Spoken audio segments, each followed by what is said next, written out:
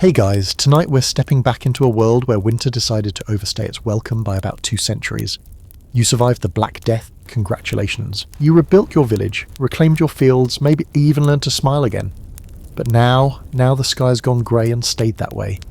And this morning you're about to discover that 1550 isn't just another year. It's the beginning of the end of warmth as you know it. So before you get comfortable, take a moment to like this journey we're taking together. But only if you genuinely want to feel your bones ache with cold that hasn't lifted in months. Drop your city and the current temperature where you're watching this down in the comments. I love knowing who else is brave enough to face the chill during these quiet hours. Now, dim the lights. Maybe light a candle for that gentle glow, and let's walk together into the longest winter in human memory. You wake up on what should be a summer morning in 1550. But when you step outside your cottage, something feels wrong. The air bites your skin like it's still March, even though the calendar swears it's July. The sun, when you can see it through the thick grey clouds, looks pale and distant, like it's given up trying. Your breath creates small puffs of vapour that hang in the air longer than they should.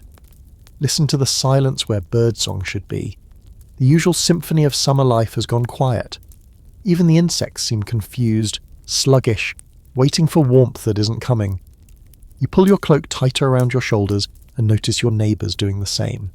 Everyone looks puzzled, worried, like they're all waiting for someone to explain why the world suddenly feels broken. Your wheat fields stretch out before you, but they are not the golden waves of grain you were expecting. The stalks are thin, pale green, struggling to grow in soil that stays cold and damp no matter how many days pass. What should be waist-high crops barely reach your knees. The barley looks even worse, like it's slowly giving up hope. Here's your historical fact for the night. The Little Ice Age wasn't just one bad winter. It was a climate shift that lasted from roughly 1300 to 1850, with the coldest period hitting right around 1550. Average temperatures dropped by 1 to 2 degrees Celsius, which sounds small until you realise it's the difference between a successful harvest and widespread famine. It's like Mother Nature decided to turn down the global thermostat and forgot where she put the manual. You check your garden behind the cottage. The turnips are smaller than your fist. The cabbage leaves are spotted with frost damage, despite it being midsummer. Your apple tree, which usually droops with fruit by now, has maybe a dozen small hard apples clinging to its branches. They taste sour and woody, like the tree itself isn't sure it wants to keep trying. But here's where it gets weird. You're not just dealing with cold, the weather has become unpredictable in ways that make your grandmother's weather wisdom completely useless. Rain falls when the sky looks clear. Hailstorms arrive without warning in the middle of what should be growing season. The wind carries a bite that seems to seep through every crack in your walls, every gap in your clothing. Fringe fact time. Some chroniclers of the period reported seeing snow in July across northern Europe. Not just mountain snow or brief flurries, but actual accumulation that lasted for days. Imagine trying to explain to your crops why they're being buried under a blanket of white in the middle of what used to be the warmest month of the year. Your neighbour, Thomas, walks over to where you're standing in your stunted garden. His face has that pinched look everyone's wearing these days, the expression of someone trying to solve a problem that doesn't have a solution. He points to his own fields and shakes his head. It's like the seasons got drunk and can't remember which is which, he says. You nod because there's nothing else to say. The thing is, you're not stupid. Neither are your neighbours. You all know how to read the sky, feel the wind, predict the weather, based on generations of accumulated wisdom. Your great-grandfather could tell you the exact day to plant barley just by watching how the oak leaves unfurled. Your mother knew when the first frost would come by the way the geese flew south. But all of that knowledge feels useless now. The natural world has started speaking a language none of you understand. The oak leaves are confused, opening late and falling early. The geese are flying in circles, like they can't figure out which direction is south anymore. Even the ground feels different under your feet, harder, colder, less alive. You spend the morning walking through the village, and everywhere you look you see the same thing. Confusion, worry. People starting to realise that this isn't just a bad season that will pass. This is something bigger, something that might be here to stay. Gardens are failing. Livestock look thin and unhappy. Even the church bells sound different in the cold air. More hollow, more distant. The miller's wife shows you her grain stores. They should be full by now, preparing for the winter months ahead. Instead, the barrels are half empty, and what grain there is looks pale and undernourished. "We'll make it work," she says, but her voice carries doubt. "We always do." You both know she's trying to convince herself as much as you. As the short grey day fades into evening, you return to your cottage and build up the fire. But even with the flames crackling, the cold seems to seep through the stones of the hearth, through the thick walls, through every layer of clothing you own. Outside, the wind picks up, carrying with it the promise of an endless winter that has only just begun.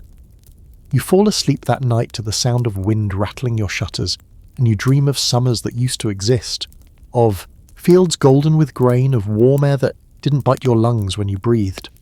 When you wake, frost covers your windows even though it's supposed to be July, and you realise that yesterday's strange cold wasn't an accident. It was a warning. You step outside 3 weeks later, and the reality hits you like a slap of icy wind. This isn't getting better. If anything, it is getting worse. The fields that should be ready for harvest look like a cruel joke. Your wheat stalks bend under the weight of their own failure, producing grain heads so small and sparse they barely seem worth the effort of cutting. But you cut them anyway, because what else are you going to do? You swing your sickle through crops that would have been considered a disaster even in a bad year, gathering armfuls of stunted grain that feel light as feathers in your hands. Every stroke of the blade reminds you that winter is coming, and this pathetic harvest is supposed to feed your family through the cold months ahead. Listen to the sound of your blade cutting through the thin stalks. It doesn't make the satisfying swish of a good harvest. The sound your father taught you meant prosperity and full bellies. Instead, it makes a sad, brittle snap, like breaking kindling for a fire. The sound of disappointment made audible. Your back aches from bending over crops that barely reach your waist. In a normal year, you'd be standing upright, cutting through grain that towered over your head. This year, you're practically kneeling to gather what little there is. The irony isn't lost on you. You're literally being brought to your knees by the weather. Here's your historical fact break. The harvest failures of 1550 mark the beginning of what historians call the Great Famine Cycle of the Little Ice Age. Across Europe, crop yields dropped by 30 to 60% in some regions. The records from monasteries and manor houses show consistent themes: harvest insufficient, grain stores low, much suffering among the poor. It's like a greatest hits album of agricultural disaster. You gather what grain you can and spread it out on cloth to dry, though the persistent dampness in the air makes even this basic preservation technique questionable. The kernels are small, often mouldy, sometimes frozen solid despite the season. You pick through them one by one, separating the barely edible from the completely useless, and the pile of usable grain shrinks with every handful. Thomas appears beside you again. His own meagre harvest spread on the ground. His wheat looks even worse than yours, if that's possible. Some of the grain heads are completely empty, just hollow husks that crumble when you touch them. "My grandfather used to say the land always provides," he mutters, staring at his pathetic crop. "Guess the land didn't get that message." But here's where desperation breeds innovation. You start noticing things you never paid attention to before.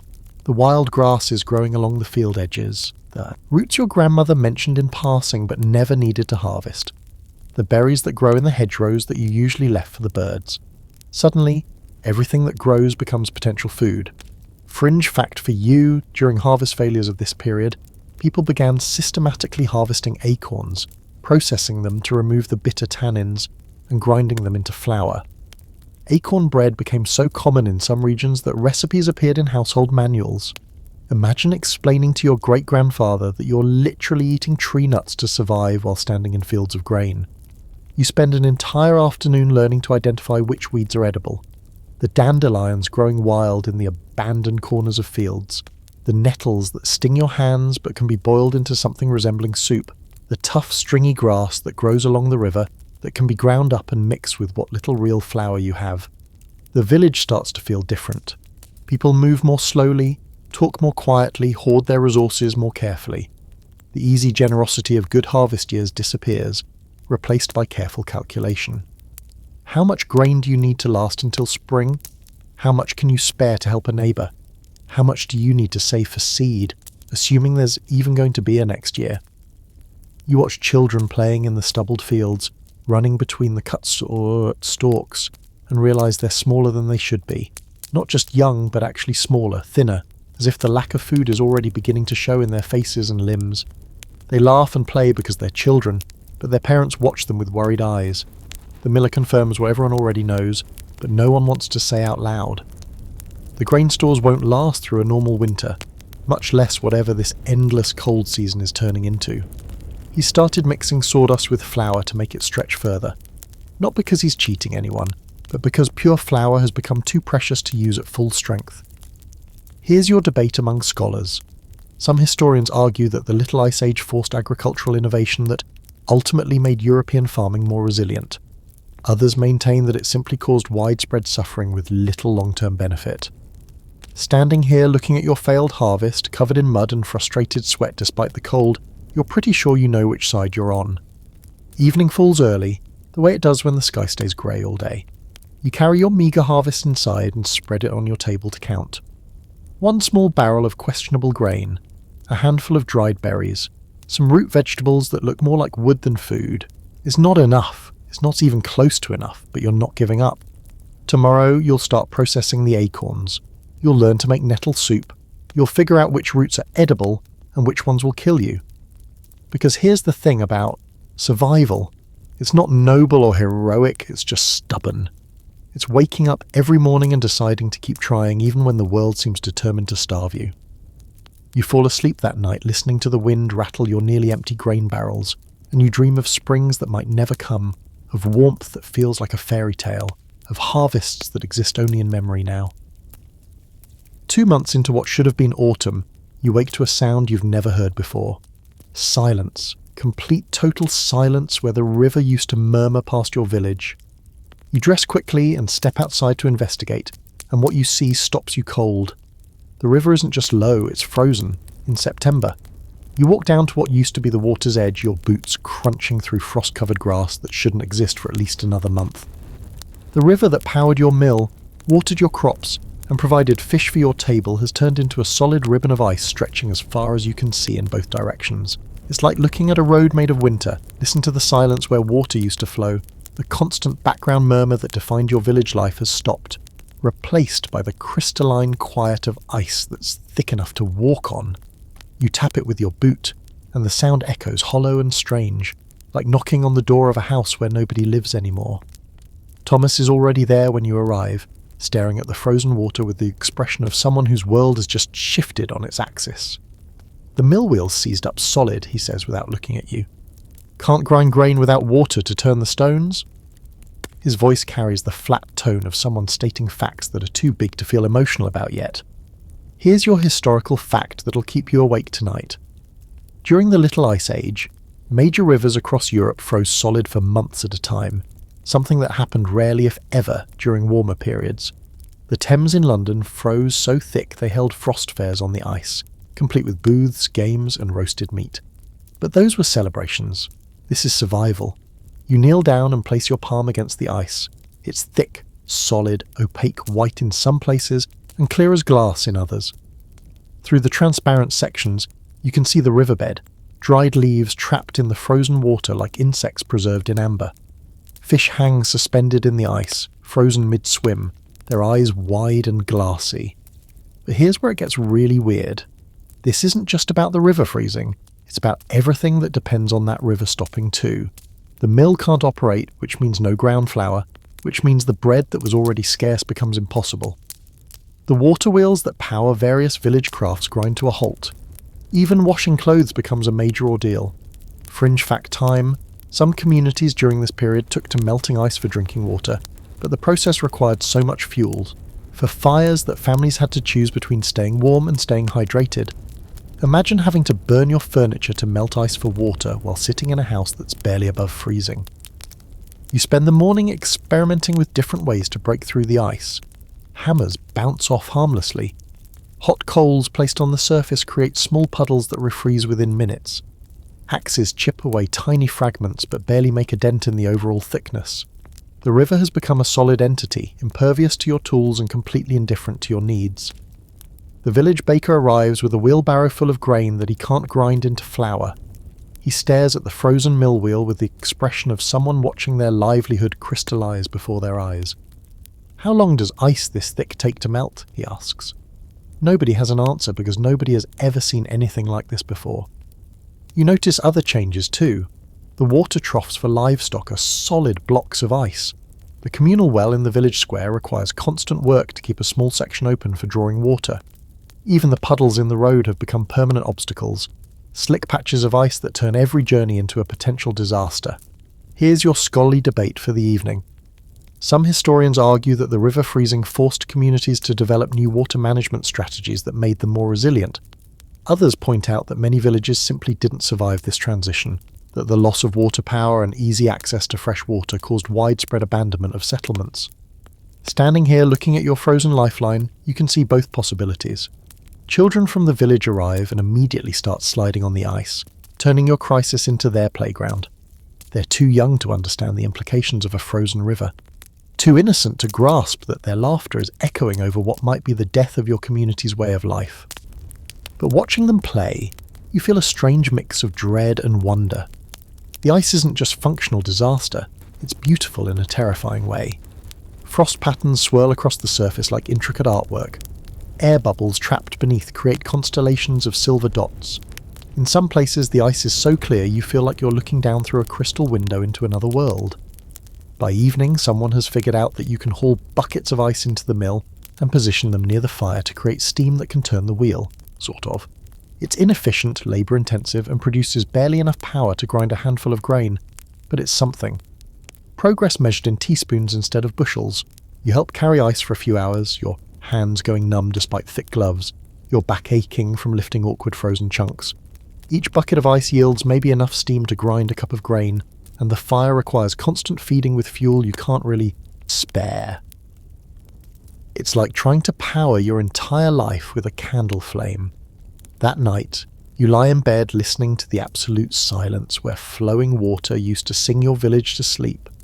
The quiet is so complete it feels heavy, oppressive like a blanket made of winter that you can't throw off. You think about springs that might not come, rivers that might never flow again, and communities learning to live in a world made of ice. You dream of water running free, of mill wheels turning, of rivers that know how to be liquid. When you wake, frost covers the inside of your windows, and the silence continues, stretching into a day that feels like winter wearing summer's name. 3 months into the endless cold, you're standing in what used to be your kitchen, staring at ingredients that would have made your grandmother weep. Not from emotion, but from the sheer audacity of calling this collection of barely edible items food.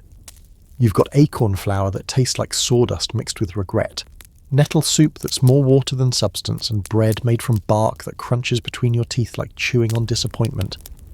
But here's the thing about hunger. It makes you creative in ways you never wanted to be creative. You look at tree bark and think fibre. You see dandelion roots and think carbohydrates. You discover that desperation is the mother of really terrible cuisine, but cuisine nonetheless. Listen to the sound of your knife scraping bark from an oak tree. It's a hollow scratching noise that sounds nothing like food preparation and everything like surrender. But the bark processed correctly can be ground into flour that will make your actual grain stores last longer. It tastes like eating a tree because that's literally what you're doing. But it fills space in your stomach where emptiness used to live. Here's your historical fact that'll make you appreciate your next meal. During the Little Ice Age famines, European cookbooks began including recipes for famine bread made from combinations of actual flour, ground acorns, tree bark, sawdust, and sometimes ground bones. These weren't desperate last resorts. They were documented, standardized recipes passed down through communities. Imagine having a cookbook section dedicated to what to eat when there's nothing to eat. You've learned to process acorns, which involves crushing them, soaking them for days to remove the bitter tannins, then drying and grinding them into something that resembles flour if you squint and have low standards. The process takes forever, requires constant attention, and produces a product that makes real bread taste like a feast fit for kings. Thomas stops by your cottage carrying a pot of what he calls everything soup. It's a combination of nettle leaves, turnip greens, some questionable mushrooms he found growing in the forest, and the bones from a chicken that died of what you're pretty sure was natural causes. The secret, he says with the confidence of someone who's become an expert in making the inedible slightly less inedible, is to boil it long enough that you forget what the ingredients used to be. But here's where it gets interesting. Hunger changes not just what you eat, but how you think about eating. Meals become mathematical problems. How many calories can you extract from this handful of grain? How can you make this small amount of fat last through 3 meals? You start thinking like an accountant, counting and measuring and calculating with a precision that would impress a banker. Fringe fact for your consideration. Some communities during this period developed elaborate systems for rationing food, including appointed meal watchers, whose job was to ensure everyone received equal portions and nobody cheated. These weren't formal government positions, they were social roles that emerged naturally when survival depended on fairness. Democracy through starvation. You spend an afternoon learning to identify edible fungi. Not the delicious mushrooms you used to find in the forest, but the desperate times mushrooms that grow on rotting logs and taste like wet earth but won't kill you. Probably. The old woman who teaches you points out varieties with names like poor man's meat and beggar's choice, and you realise there's an entire culinary tradition of poverty you never knew existed. The village children have adapted fastest, as children do. They've learned to find bird eggs, catch small fish in the streams that aren't frozen, and identify which insects are edible and which ones will make you sick. Watching a 7-year-old expertly prepare grasshopper soup is both inspiring and deeply unsettling. Your bread, when you can make it, has evolved into something that only technically qualifies for the name. It's dense, dark, gritty with bark flour and acorn meal, and it requires significant jaw strength to chew. But it's filling in the way that rocks are filling, and it keeps you alive, which is currently the only standard that matters. Here's your scholarly debate for tonight. Some historians argue that famine foods of the Little Ice Age period led to important nutritional discoveries, that people learned to extract nutrients from sources previously ignored. Others maintain that these survival strategies were purely desperation measures with little long-term value. Sitting here chewing bread that tastes like punishment, you're not sure the academic perspective matters much. The strange thing is how normal it all starts to feel.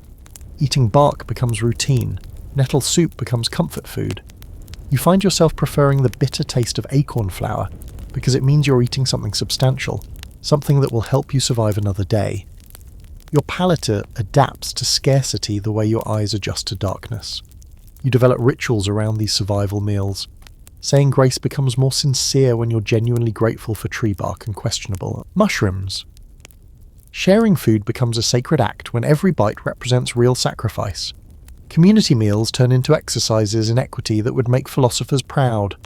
Evening arrives early and cold, as it always does now. You prepare your dinner. Nettle soup, acorn bread, and a small portion of actual grain porridge that tastes like luxury compared to everything else. You eat slowly, making each bite last, thinking about summers when food was abundant and choice was possible. That night, you dream of kitchens filled with plenty, of bread made from actual wheat, of vegetables grown in warm soil under reliable sunshine. When you wake, your stomach growls with familiar emptiness, and you begin another day of turning the inedible into the merely unpalatable. You're standing in what used to be the village market, but calling it a market now is like calling a puddle a lake. There are 3 stalls open instead of the usual dozen, and the goods for sale tell a story of a world turning upside down. A single loaf of bread costs more than a day's wages, a handful of grain sells for what a chicken used to cost, and everyone's haggling not with coins, but with whatever they can spare. Listen to the sound of desperation disguised as commerce. Voices are quieter now, more urgent, carrying the tension of people who know they are negotiating for survival rather than convenience. The cheerful bustle of a normal market has been replaced by the careful, measured exchanges of people who understand that every transaction might be their last. The baker, when you can find him at his stall, looks like he's aged 5 years in 5 months. His bread is smaller, darker, and costs 3 times what it did before the cold began. He apologises when he hands it to you, actually apologises, as if he's personally responsible for the fact that grain has become more precious than silver. It's not the price I want to charge, he says. It's the price I have to charge to keep making bread at all. Here's your historical fact that'll make you think differently about money. During Little Ice Age famines, entire monetary systems broke down in rural areas. Coins became less important than barter goods. Records show people trading livestock for grain, tools for bread, even labour contracts for meals. Wealth was redefined as things that keep you alive rather than things that indicate status. You've brought a wooden bowl you carved last week to trade for turnips. Not because you particularly wanted to make a bowl, but because the turnip seller's wife mentioned she needed one, and making bowls is something you can do while sitting by the fire during the long cold evenings. In the new economy, everyone becomes a craftsperson because crafts are currency. Thomas appears beside you carrying a small bag of grain and wearing the expression of someone who's about to make a deal he doesn't want to make. He's trading his grain for candles because his wife is expecting a baby and they need light for the birth. The midwife wants payment in advance and candles are what she'll accept. In normal times, this would be a simple purchase. Now it's a family crisis. But here's where the economics get really weird. Some things become worthless while others become invaluable. The silk ribbons that used to be luxury items now can't be traded for a crust of bread. But a handful of salt, a decent knife, or a warm cloak can command prices that would have seemed insane a year ago. Value has been completely restructured around survival. Fringe fact time. In some regions, enterprising merchants began accepting payment in what they called future labour, essentially IOUs, backed by promises to work when conditions improved. People would mortgage their spring planting labour to buy food for winter survival. Imagine signing a contract promising to work someone else's fields for free if you lived long enough to see spring. The most successful traders now aren't the ones with the most goods, but the ones who understand the new rules of scarcity economics. There's an old woman who's become wealthy by specialising in survival packages. Combinations of basic foods, simple tools, and information about edible plants bundled together for people who are just beginning to realise how bad things are getting. You watch a young couple trade their wedding silver for a bag of mixed grain and some root vegetables. The silver probably has more objective value, but the grain will keep them alive through the next month, and the couple handles the transaction with the grim efficiency of people who've learned to prioritise survival over sentiment. The money you do see looks different somehow. Coins are hoarded, saved for true emergencies rather than everyday purchases. People handle them more carefully, count them more precisely, spend them with visible reluctance. Paper promises and debt notes have become worthless because nobody believes in a future stable enough to honour them. Here's your debate among economists and historians. Some argue that the economic disruption of the Little Ice Age led to innovations in trade and commerce that ultimately strengthened European economies. Others contend that the breakdown of traditional markets caused lasting damage due to commercial networks. Standing here watching people trade family heirlooms for bread, you're seeing both possibilities play out simultaneously. Children have become crucial to the new economy, not as consumers but as gatherers and foragers. They're small enough to climb trees for nuts, quick enough to catch small animals, and their parents send them out each morning like tiny economic units tasked with finding anything that can be eaten, burned for fuel, or traded for something better. You make your trades for the day: bowl for turnips, some preserved fruit for a small measure of oil, an hour of wood chopping for a cup of grain. Every transaction requires negotiation, relationship building, and careful calculation. Commerce has become personal in ways it never was when money made everything simple. The market closes early because there's not enough fuel to keep the torches burning after sunset. People pack up their meagre goods and head home through streets that feel emptier and quieter than they used to. The economy of abundance has been replaced by the economy of making do, and everyone's still learning the rules. Evening finds you at home counting your day's acquisitions. A few turnips, some oil, a cup of grain, and the satisfaction of having successfully navigated another day in a world where the price of everything changes and the value of anything depends entirely on how hungry you are. That night, you dream of markets full of plenty, of coins that buy what you need, of economies where survival isn't the only measure of value. When you wake, you check your small store of goods and begin calculating what you can trade today for what you need to survive tomorrow. You're sitting by a fire that's barely bigger than a candle flame, wearing every piece of clothing you own, and you're still cold. Not just chilly, not just uncomfortable, but cold in the bone-deep way that makes you wonder if you'll ever feel warm again. The fire can't be bigger because fuel is precious. And fuel is precious because everything is precious now, and you're learning that staying alive in an endless winter requires the kind of resource management that would challenge a military strategist. Listen to the sound of your teeth chattering despite being indoors, despite being wrapped in every blanket you could find, despite having a fire going in the hearth. It's a rhythmic clicking that reminds you beat by beat that your body is struggling to maintain the basic functions that keep you breathing. Winter has moved inside your house and made itself comfortable. Your cottage, which used to feel cozy and secure, now feels like a barely adequate shelter against conditions that seem designed to kill you slowly. Every crack in the walls lets in wind that feels like knives. Every gap around the door allows cold air to creep in and steal what little warmth your tiny fire produces. You've stuffed rags into every opening you can find, but the cold finds new ways in, patient and persistent as death. Here's your historical fact that'll make you appreciate modern heating. During the Little Ice Age, indoor temperatures in most homes rarely rose above 45 to 50 degrees Fahrenheit, even with fires burning. People wore multiple layers indoors, slept fully clothed, and often shared beds not for intimacy but for survival. The concept of room temperature didn't exist because rooms weren't warm enough to have a comfortable temperature. You've learned to layer clothing in ways that would impress a professional mountaineer. Linen against your skin, wool over that, leather over the wool, and finally whatever outer garments you can scrounge. You look like a person-shaped pile of fabric moving awkwardly under the weight of everything you need to wear to maintain basic body heat. Thomas arrives at your door carrying what he calls his warmth strategy, hot stones wrapped in cloth that he's heated by his own fire and brought to share. The stones provide maybe an hour of blessed warmth before cooling down to room temperature, which is to say nearly freezing. But for that hour you can feel your fingers again. And the simple pleasure of not being cold becomes profound. But here's where survival gets creative. You've discovered that staying warm while eating almost nothing requires techniques that border on the ridiculous. Jumping jacks by the fire until you're dizzy, vigorous cleaning that generates body heat, even arguing with neighbours becomes a form of exercise designed to get your blood flowing. Fringe fact for your consideration. Some communities developed warming parties, where groups of people would gather in the largest available room, pool their fuel resources for a bigger fire, and spend evenings huddled together sharing body heat. These weren't social gatherings, they were survival cooperatives. Imagine explaining to your great-grandfather that you went to a party where the main activity was not freezing to death. Sleep has become a technical challenge.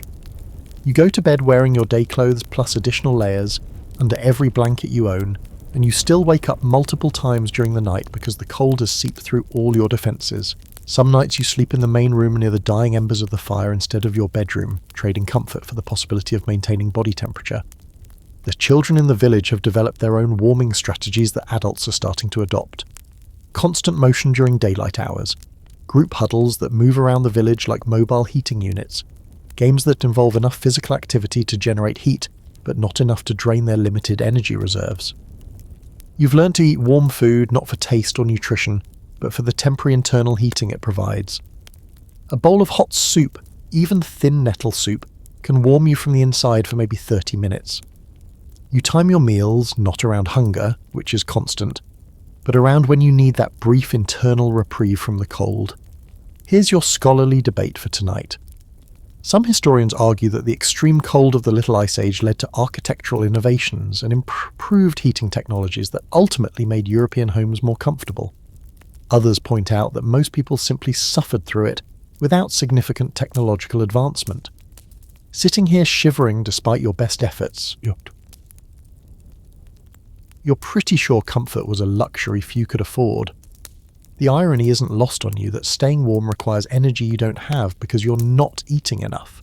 But not eating enough makes it harder to stay warm, creating a cycle that feels designed by someone with a particularly cruel sense of humour. You burn calories trying to maintain body heat, but you don't have enough calories to spare, so you get colder, which makes you burn more calories. You spend your evenings doing handwork near the fire, mending clothes, carving small items to trade, preparing food for the next day. Not because these tasks are urgent, but because keeping your hands busy generates a small amount of heat and prevents your fingers from going completely numb. Evening comes early and stays late, stretching the hours of cold darkness into what feels like the entire day. You bank your fire carefully, trying to preserve enough coals to restart it in the morning, without wasting fuel on heat you can't afford. Going to bed becomes an act of faith that you'll survive the night. That night, you dream of warmth, blazing Wurstbahn, summer, sunshine, rooms so comfortable you can take off your coat. When you wake, Frost covers the inside of your windows, your breath creates clouds in your own bedroom, and you begin another day of the careful mathematics of not freezing to death. You're sitting in a church that feels like it's been abandoned by its own purpose. The pews around you are mostly empty, not because people have lost their faith, but because faith itself has become complicated in ways nobody prepared for. The priest, when he bothers to show up, delivers sermons to maybe a dozen people in a building designed for 10 times that many. His words echo off stone walls and seem to disappear into air that's too cold for comfort and too quiet for confidence. Listen to the sound of your own breathing in the vast emptiness of the sanctuary. Where there used to be the rustle of clothing, the whispered prayers of a full congregation, the sense of community gathered in common purpose, now there's just space. Empty, cold, echoing space that makes every cough sound like thunder and every footstep feel like intrusion. The priest looks older than he should, thinner than he was, and when he talks about God's plan and divine mercy, his voice carries uncertainty that wasn't there before the cold began. He's trying to explain why a loving God would send endless winter, why prayers for warmth and food go unanswered, why faithful people suffer while the wicked seem to endure just as well. His explanations sound hollow, even to him. Here's your historical fact that'll make you think about faith differently. During the Little Ice Age, church attendance in many rural areas dropped dramatically, not due to loss of belief, but because travelling to church in extreme cold became genuinely dangerous. Some parishes lost half their congregation to distance and weather, leading to a more individualised, home-based religious practice. You remember when this church felt like the centre of the community, when Sunday services brought everyone together in warmth and fellowship and shared purpose. The building itself was heated by the press of bodies, warmed by collective breath and common faith. Now the stone walls seem to absorb what little heat your sparse congregation produces and give nothing back but cold silence. Thomas sits beside you, as he has for years, but even that familiar companionship feels different now. You both kneel during the prayers, but you're aware that you're praying for practical things, warmth, food, survival, rather than spiritual ones. God has become someone you ask for basic necessities rather than eternal salvation, and that shift feels both necessary and somehow sacrilegious. But here's where faith gets complicated. The harder life becomes, the more you need something to believe in, but the more evidence you have that believing doesn't change anything. You pray for better weather and wake up to frost. You ask for sufficient food and continue to go hungry. You request divine intervention and watch your neighbours suffer with the same inexorable patience as always. Fringe fact time: some rural parishes during this period reported that people began praying to local saints associated with weather and agriculture rather than following standard liturgical prayers. Unofficial saints like Saint Warmth and Saint Full Belly appeared in folk prayers representing a desperate personalisation of religious practice. Imagine creating your own saints because the official ones aren't handling your specific problems. The church building itself has become part of the problem. The stone construction that made it impressive and permanent also makes it impossible to heat adequately. Sitting through a winter service requires the same survival strategies you use at home: multiple layers of clothing, shared body heat, and the endurance to remain still while slowly freezing. You notice that the prayers have changed, even when the priest sticks to the traditional language. People pray harder, longer, with more intensity and less confidence. The difference between asking and begging has become clear, and most of the congregation has crossed that line. Desperation has entered the sanctuary and made itself at home alongside faith. The children who do attend church look smaller and paler than they should, bundled in every warm thing their families can spare, sitting close to their parents not for affection but for heat. Their presence adds poignancy to prayers that ask for protection and provision, because everyone can see how much protection and provision they need. Here's your debate among theologians and historians. Some argue that the hardships of the Little Ice Age strengthened religious faith by forcing people to depend more completely on divine providence. Others contend that it weakened institutional religion by demonstrating the limitations of organised prayer and clerical authority. Sitting in this cold, empty church, you can see evidence for both sides. The communion wine has actually frozen during some winter services, turning the sacred ritual into a practical problem that requires careful timing and constant attention to temperature. Even the most symbolic elements of worship have become subject to the reality of physical conditions that make spiritual transcendence feel like an expensive luxury.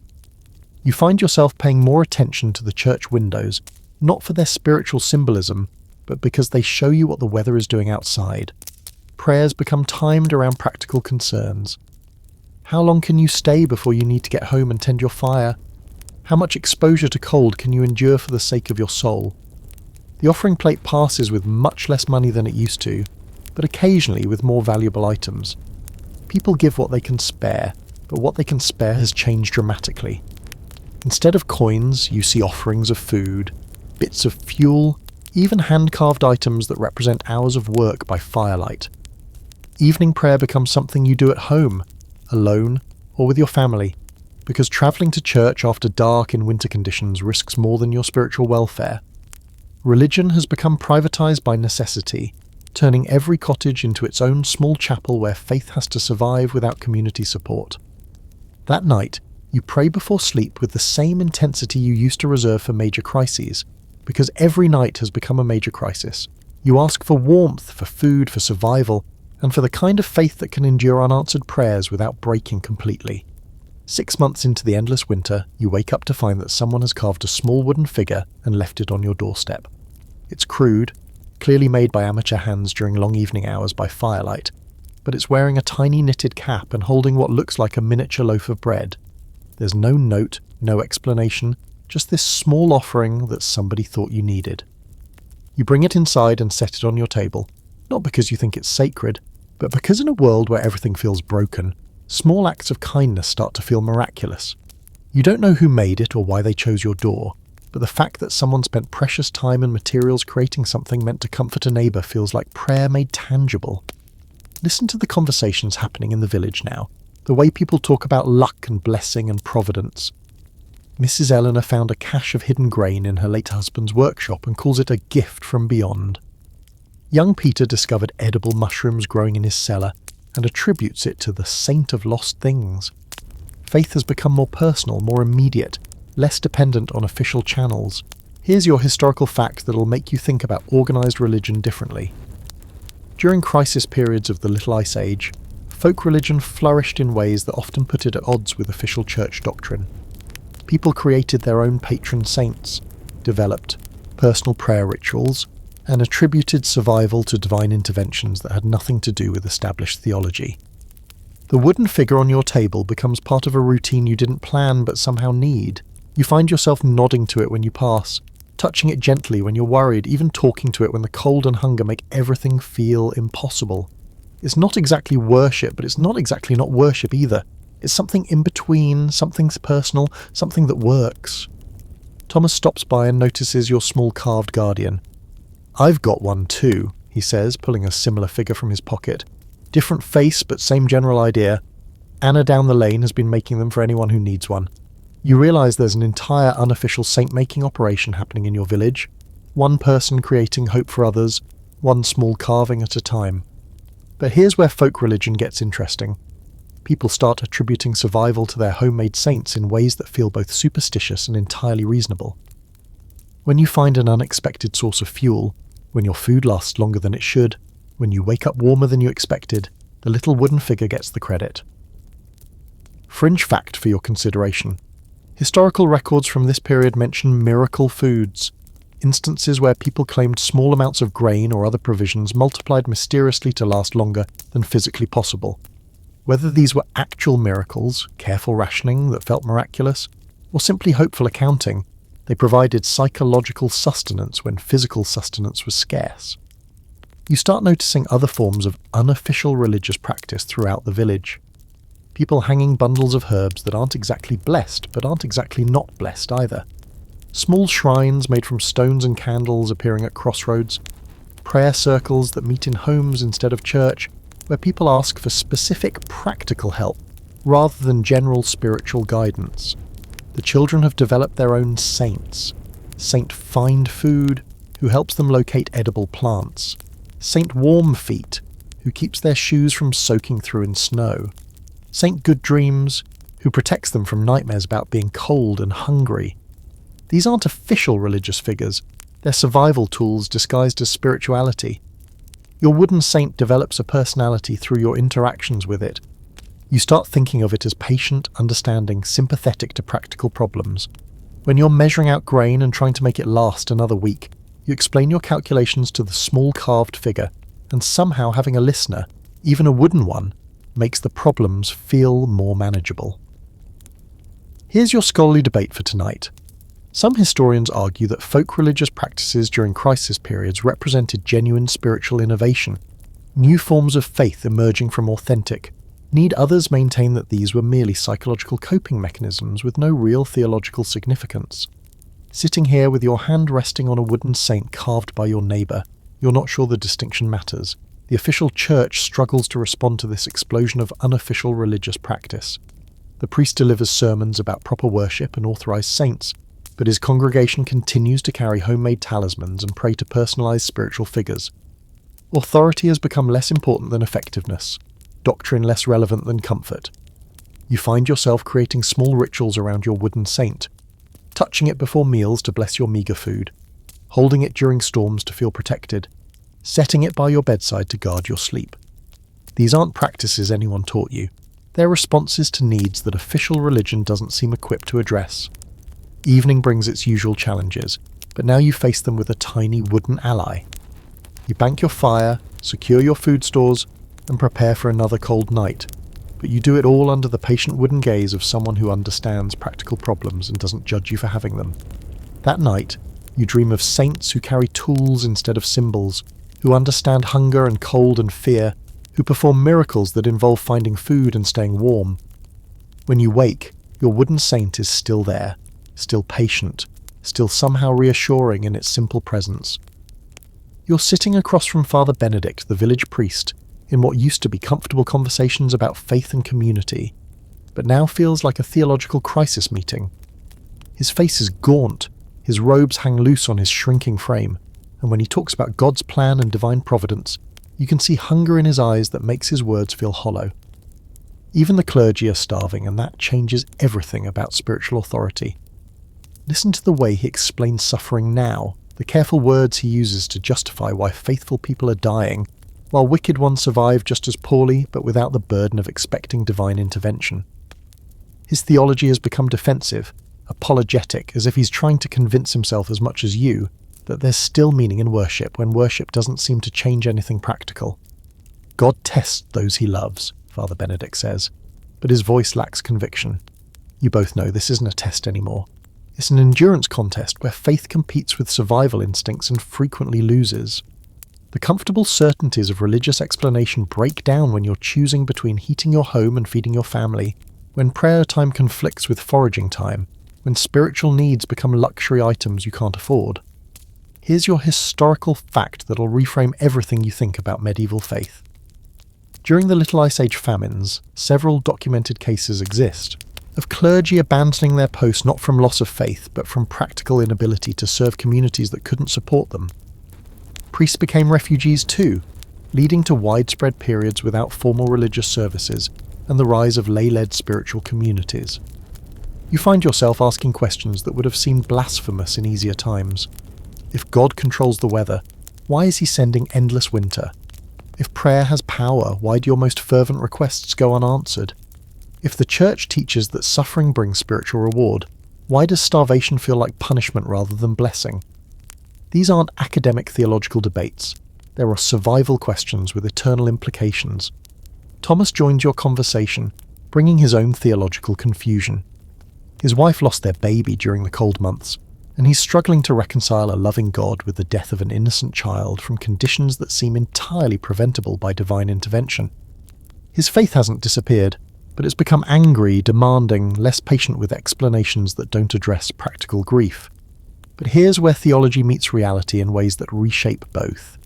You start developing a faith that's more practical, more immediate, less concerned with eternal salvation and more focused on the daily survival. Prayer becomes asking for specific help, enough fuel to last the night, sufficient food to feed the children, strength to endure another day of cold that seems designed to kill you slowly. Fringe fact time, some rural communities during this period developed survival theology, informal religious practices that focused on immediate divine assistance with practical problems. These included prayers for specific amounts of food, rituals for finding fuel, and blessing ceremonies for questionable items like tree bark bread. Faith became a tool for managing crisis rather than a path to eternal reward. Father Benedict admits, quietly and off the record, that he's developed his own survival prayers. Simple requests for help finding food, staying warm, maintaining hope when everything visible suggests despair.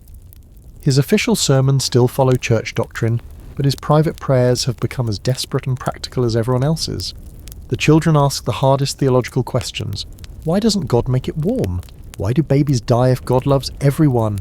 Why do good people suffer while mean people seem fine? Their innocent directness cuts through centuries of complex theological explanation and demands simple answers that don't exist. You realize that faith itself is being redefined by circumstances. Instead of believing in abstract concepts like salvation and damnation, you believe in the possibility that tomorrow might be slightly less difficult than today.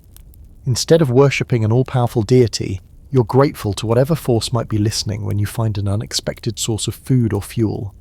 Here's your debate. Among theologians of this period, some argued that extreme hardship stripped away false comforts and revealed authentic faith. Others maintained that desperation corrupted true religion by making it transactional. Sitting here hungry and cold, discussing whether God cares about your immediate suffering, you think both sides might be missing the point. The evening prayer service, when it happens, has become a community therapy session disguised as worship. People pray for their neighbours' survival, share information about edible plants and fuel sources, and offer practical help alongside spiritual comfort. Religion has become social service by necessity. You find yourself believing not in doctrines or dogma, but in the possibility that caring about each other might be the most sacred act available. When someone shares food, when neighbours help with heating fuel, when strangers carve wooden saints for people they barely know, you see divinity in human kindness rather than supernatural intervention. Father Benedict walks home with you after one of these informal evening gatherings, and in the darkness he confesses that he's not sure about eternal salvation anymore, but he's certain that helping people survive is sacred work. His theology has been reduced to its most basic element, love expressed through practical action. That night you pray not for understanding or acceptance, but for the strength to help your neighbours and the wisdom to recognise help when it comes your way. Your faith has become smaller and more focused, less about cosmic meaning and more about daily mercy. You're standing in the great hall of what used to be the manor house, but calling it great now feels like cruel irony. The tapestries have been taken down and used as blankets. The silver has been sold to buy grain. The Lord himself, Sir Edmund, sits by a fire that's barely larger than what you have in your own cottage, wearing clothes that would have been considered beneath his station a year ago. Listen to the sound of authority cracking under pressure. Sir Edmund's voice still carries the tone of command, but when he asks rather than demands, when he negotiates instead of dictating, when he admits he needs your help more than you need his protection, the entire social structure that defined your world starts to crumble like ice in spring sunshine. I need to propose a partnership, he says, and the word partnership coming from a lord to a peasant would have been impossible to imagine before the cold began. He has land but no workers to farm it. You have skills but no resources to use them. The old system where he owned everything and you owed everything has been replaced by mutual dependence that makes both of you uncomfortable. Here's your historical fact that'll change how you think about social class. During the crisis periods of the Little Ice Age, traditional feudal relationships broke down so completely in some areas that peasants became landlords and nobles became labourers. Records exist of former serfs employing their previous masters as hired help, paid in food and shelter rather than coin. The manor's account books tell a story of rapid social collapse. Rent payments have stopped coming because tenants can't pay rent when they can't grow crops. Tax collection has become impossible because money has lost meaning when there's nothing to buy. The entire economic system that supported aristocracy has evaporated, leaving lords with titles but no practical power. Thomas appears at your elbow, equally uncomfortable with this new social arrangement.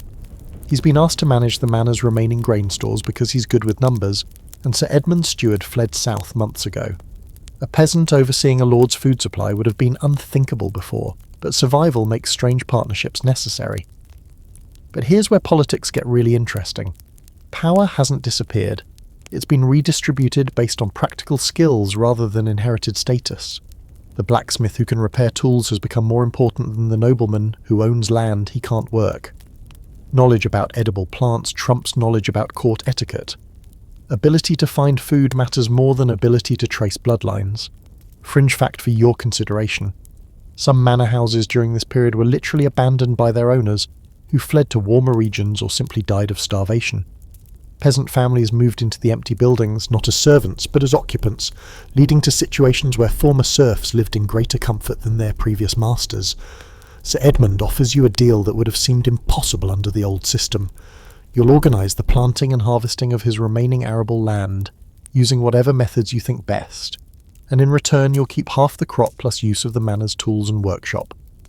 He's essentially making you a partner in an enterprise where you were once property. The negotiations feel strange because both of you are making up the rules as you go along. There's no precedent for lords and peasants operating as equals, no established protocol for aristocrats admitting they need help from people they used to consider barely human. You're inventing democracy through desperation. You notice that Sir Edmund has learned skills that would have been beneath his dignity before. He can start a fire efficiently, prepare basic meals, even mend his own clothes. Survival has been a great equalizer, teaching everyone the same essential abilities regardless of their birth status or previous wealth. Here's your scholarly debate for tonight. Some historians argue that the social levelling of crisis periods led to permanent improvements in class relations and laid groundwork for more egalitarian societies. Others maintain that traditional hierarchies reasserted themselves once conditions improved. Sitting in a manor hall negotiating as equals with a lord, you're watching history pivot in real time. The village children treat the manor grounds as common space now, playing in gardens that used to be forbidden, swimming in ponds that were once private, gathering nuts from orchards where they would have been punished for trespassing. The physical barriers between social classes have become irrelevant when everyone shares the same survival challenges. You walk through the manor's empty stables, past unused carriages and ornamental gardens now planted with turnips and barley. The symbols of aristocratic power have been converted to practical use or simply abandoned. A coat of arms means nothing when everyone wears the same layers of patched clothing to stay warm. Evening negotiations conclude with an agreement that would have been impossible to imagine a year ago. You'll live in the manor house during planting season, use the Lord's library to research agricultural techniques, and eat at the same table as Sir Edmund. Social hierarchy has been suspended indefinitely in favour of collaborative survival. That night, you sleep in a bed that once housed nobility, in a room with windows larger than your entire cottage, but you're still cold, still hungry, still uncertain about tomorrow. Comfort has been democratised by scarcity. Everyone suffers equally regardless of their previous station in life.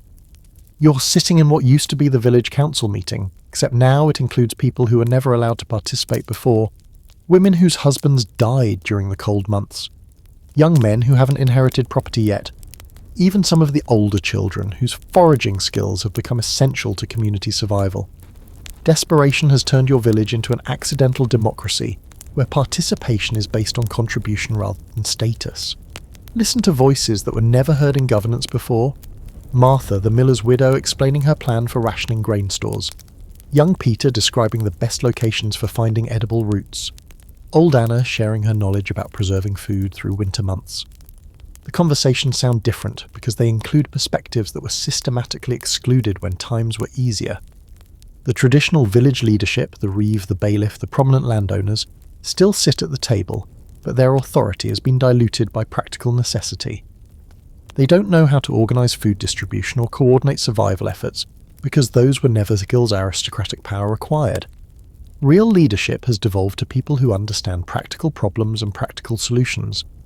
Here's your historical fact that'll make you rethink medieval governance. During crisis periods of the Little Ice Age, many communities developed what historians call survival councils, informal governing bodies that included whoever could contribute useful skills, regardless of social status or traditional authority. These temporary democratic experiments often outlasted the crises that created them. You find yourself speaking up in meetings where you would never have been allowed to voice opinions before, not because you've become more confident, but because your knowledge about foraging and food preparation has become essential information that the community needs to survive. Your practical expertise has given you political voice you never expected to have. Thomas has become the unofficial coordinator of fuel gathering, not because anyone appointed him, but because he's good at organising work crews and knows which woods provide the best burning material. His authority comes from competence rather than inheritance, and everyone accepts his leadership because it keeps them warmer. But here's where democracy gets complicated. Decisions that used to be made by one person based on traditional law now require consensus from a group with very different perspectives and priorities. Simple choices take forever because everyone has a voice, and survival decisions become political debates that can't afford to waste time. Fringe fact time. Some villages during this period developed elaborate voting systems for resource allocation, including using beans or stones to cast anonymous ballots about food distribution and work assignments. Democracy wasn't a philosophical choice, it was a survival strategy that prevented favouritism and ensured fairness when fairness meant life or death. The meetings themselves have changed character completely. Instead of formal pronouncements from authority figures, you have working sessions where people share information, coordinate efforts, and solve problems collaboratively. Everyone contributes because everyone has to. There's no surplus population that can be excluded from essential work. Women's participation has increased dramatically, not through any political enlightenment, but because their traditional knowledge about food preparation, cloth making and household management has become community survival skills. The domestic expertise that was previously invisible has become essential public policy. You notice that children participate more directly too. They report on foraging finds, share information about weather patterns, and contribute ideas about resource conservation. Their perspectives matter because they're small enough to access food sources adults can't reach, and observant enough to notice changes adults might miss. Here's your debate among political historians. Some argue that crisis-driven democracy represented genuine progress toward more inclusive governance. Others contend that these were temporary adaptations that reverted to traditional hierarchies once conditions improved. Sitting in a meeting where your voice matters as much as anyone else's, you're experiencing political equality that feels both natural and revolutionary. The decision-making process has become more transparent by necessity. Everyone needs to know what resources are available, how they're being used, and what the plans are for survival because everyone's life depends on those decisions. Secrecy and exclusive information have become luxury items the community can't afford. You participate in votes about grain rationing, fuel allocation, and work assignments, decisions that affect everyone's survival and therefore require everyone's input. The voting isn't formal or ceremonial, it's practical consensus building among people who have to live with the consequences of collective choices. Evening meetings often continue by firelight because there's too much essential business to conduct during short winter days. People bring their own candles and share the light, creating a democratic atmosphere where everyone contributes to both illumination and decision-making. That night, you walk home thinking about how strange it feels to have your opinions matter in community governance, to be consulted about decisions that affect everyone's welfare, to participate in creating the policies that will determine whether your village survives the ongoing crisis. You wake up to shouting in the village square, but when you investigate, you discover it's not violence or conflict, it's Thomas arguing with Sir Edmund about work schedules, and they're arguing as equals. The Lord is defending his position with logic and negotiation instead of asserting his authority through force or tradition. You're watching a revolution that happened so gradually nobody noticed it was happening. Listen to the language they're using. No, my lord or your lordship, just names and direct address between men who are trying to solve practical problems together. The formal deference that used to structure every social interaction has been replaced by straightforward communication between people who need each other's cooperation to survive. Sir Edmund's authority now depends on his ability to contribute useful skills and resources, rather than his inherited right to command obedience. He's arguing for his position instead of simply stating it, negotiating instead of dictating, earning respect instead of demanding it. The transformation is so complete that neither man seems aware they're conducting a peaceful revolution. Here's your historical fact that'll reframe how you understand social change. Many of the democratic developments that historians trace to later periods actually began during crisis moments of the Little Ice Age, when survival necessities broke down traditional authority structures faster than anyone could resist or control the changes. You notice similar transformations throughout the village. The baker negotiates prices with customers instead of setting them arbitrarily. The blacksmith accepts payment in labour or goods instead of demanding coin. The miller's widow runs her business based on community needs rather than maximising profit. Market economics has been replaced by cooperative economics without anyone making a conscious political decision. Thomas explains his position to Sir Edmund with the confidence of someone who knows his ideas are essential to community survival. He's not being disrespectful, he's being honest about practical realities that aristocratic training never prepared the Lord to understand. Competence has become the only currency of leadership that matters. But here's where revolution gets complicated. Nobody intended to overthrow the social order. They just adapted to circumstances that made the old order impractical. The changes feel natural rather than rebellious, because they emerged from necessity rather than ideology. You're experiencing social transformation that happened by accident. Fringe fact for your consideration. Some manor records from this period show complete role reversals, with former peasants giving orders to former nobles based on expertise rather than status. These weren't conscious political statements. They were practical arrangements that worked better than traditional hierarchies for solving immediate problems. The village operates now more like a cooperative enterprise than a feudal community. Everyone contributes according to their ability and receives according to their need, not because anyone read political philosophy, but because that's the only system that keeps everyone alive when resources are scarce, and survival depends on teamwork. You find yourself making decisions that would have been reserved for authority figures in the old system. When to plant crops, how to distribute food, which families need extra help. These choices now involve input from anyone with relevant knowledge or affected interests. Decision-making has been democratized through practical necessity. Children who grew up during this crisis will never accept the old social hierarchies as natural or inevitable because they've experienced alternatives that work better. They've seen competence matter more than birth status. Cooperation succeed where command failed, and practical knowledge trump inherited authority. Here's your scholarly debate for tonight.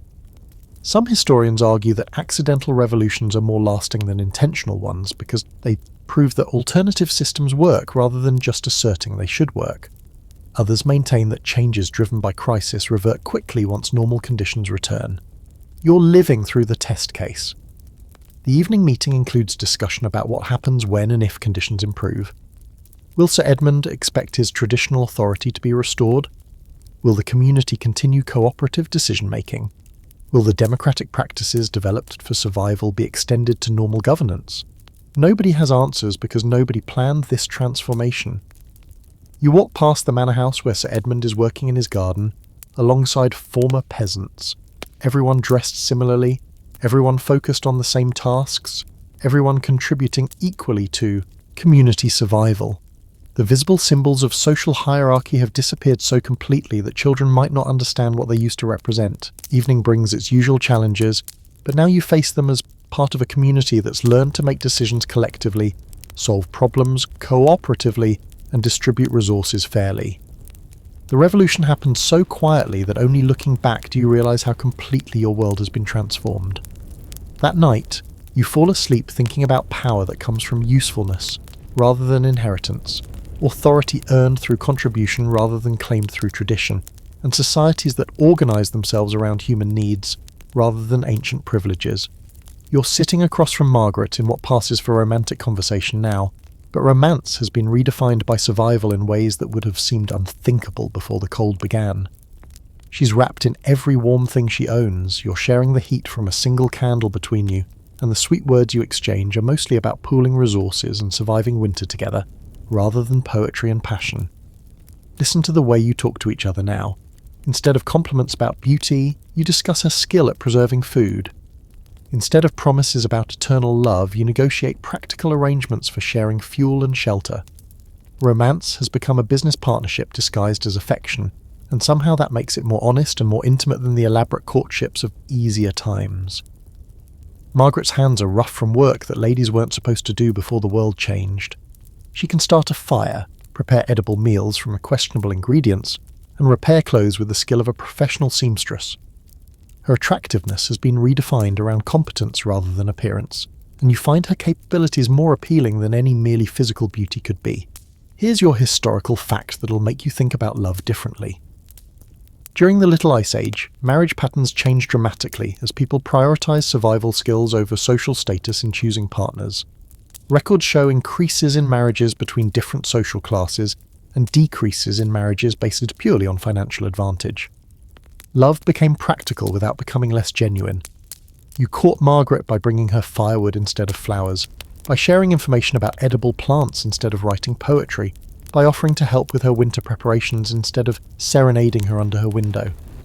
Your gestures of affection are measured in thermal units and caloric content rather than romantic symbolism. Thomas and his wife provide an example of marriage transformed by crisis. They've developed a partnership so complete that they seem to think and plan as a single unit. Their conversations are brief, efficient exchanges of essential information punctuated by small gestures of tenderness that feel more intimate than elaborate romantic displays. But here's where love gets interesting under extreme conditions. Physical intimacy becomes both more important and more challenging. Staying warm together becomes a survival strategy that doubles as romantic connection. Sharing body heat stops being about passion and starts being about not dying, but somehow the necessity makes the intimacy more meaningful rather than less. Fringe fact time. Marriage ceremonies during this period were often simplified to basic vows and community recognition because elaborate celebrations required resources nobody could spare. Some couples married by simply declaring their intention to live as partners and moving in together, with formal ceremonies postponed until conditions improved. Margaret's father approves your courtship not because you have money or status, but because you've proven you can help his family survive. Your value as a potential son-in-law is measured in practical skills rather than social connections. You're being evaluated as a survival partner rather than a romantic conquest. You spend your evenings together, working by firelight. She mends clothes while you carve tools. She prepares food while you repair household items. Courtship has become collaborative productivity, and the rhythm of working together creates intimacy that feels more solid than conversation alone could provide. The physical space where you meet has changed too. Instead of formal parlours or supervised visits, you court in kitchens where warmth and light are available, in workshops where essential work gets done, in common rooms where survival activities happen. Privacy has become less important than shared warmth and productive use of time. Here's your debate among social historians. Some argue that crisis courtships led to stronger marriages because they were based on a realistic assessment of partnership capabilities. Others maintain that romance suffered when practical concerns overwhelmed emotional connection. Sitting here with Margaret planning your shared survival strategy, you think both might be true simultaneously. Children in the village are learning about love by watching adults who've been forced to prioritize cooperation over passion. They're seeing marriages that work because partners complement each other's survival skills rather than fulfill romantic fantasies. The next generation's expectations about relationships are being shaped by practical realities. You and Margaret discuss marriage not as a celebration, but as a merger of resources and capabilities. Your combined food stores, shared shelter and complementary skills make both of you more likely to survive than either would alone. Economic partnership has become the foundation for emotional connection. Evening conversations focus on plans for spring planting, strategies for winter fuel conservation, and dreams about conditions improving enough to allow for children. Your shared hopes are practical rather than romantic, but the fact that you're planning a future together creates emotional intimacy that feels more substantial than mere attraction. That night, you walk Margaret home through streets lit only by starlight, holding her hand for warmth as much as affection, talking about tomorrow's tasks instead of eternal devotion, but feeling connected to her in ways that seem deeper and more reliable than the romantic love you used to imagine. You're standing beside Margaret in front of the village priest, but this wedding ceremony bears little resemblance to the celebrations you remember from before the cold began.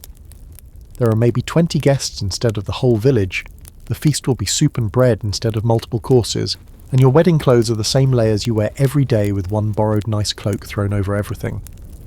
Listen to the vows you're exchanging.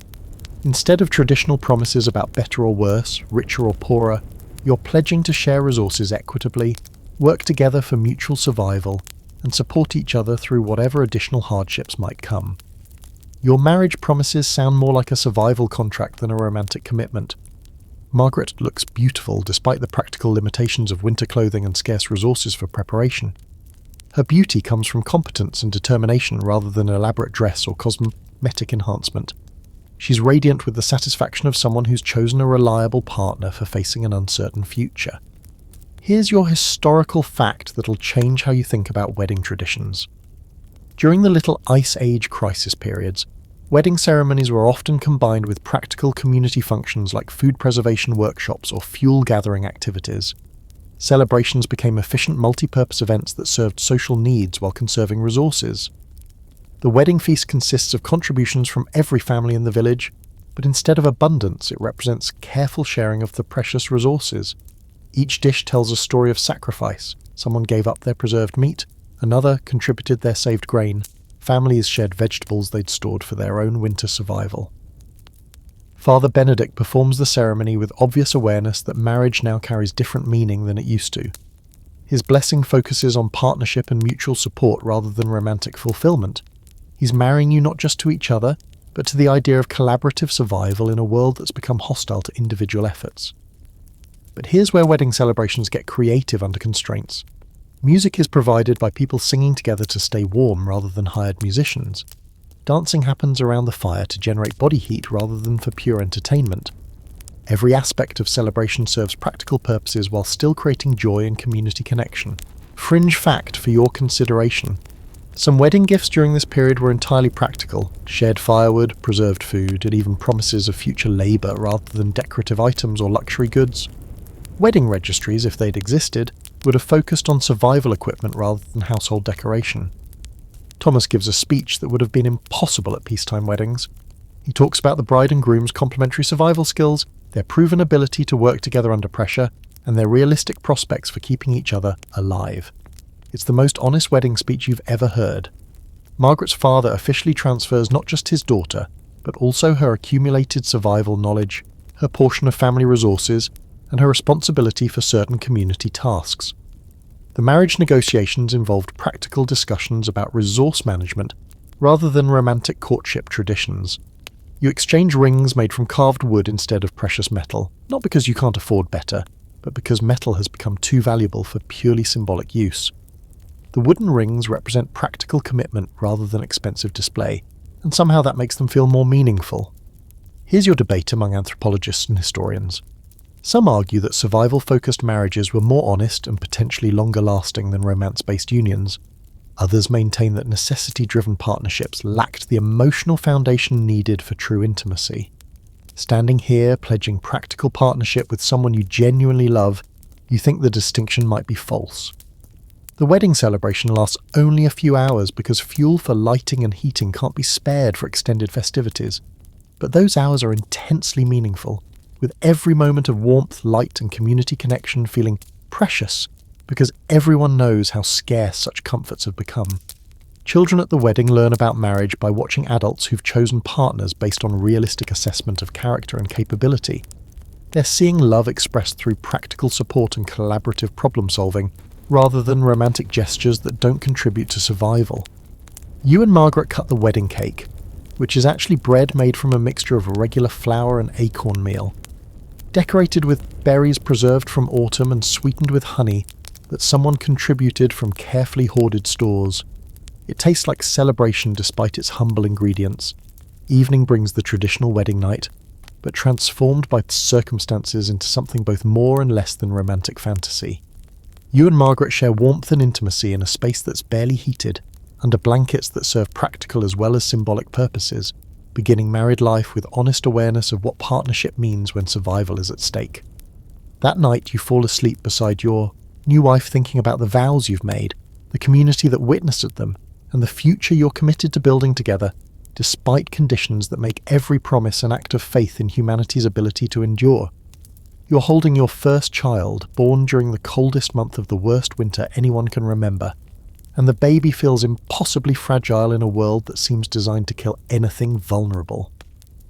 Margaret lies exhausted beside you, having given birth by firelight with only the village midwife and a few neighbour women to help, but the baby is breathing steadily and crying with healthy lungs that suggest survival is possible.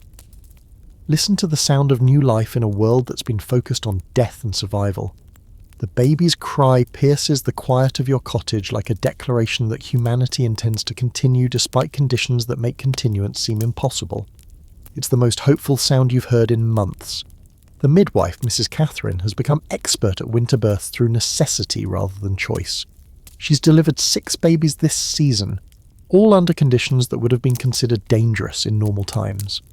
Her knowledge about keeping infants warm, feeding mothers adequately, and managing birth complications with limited resources has become essential community expertise.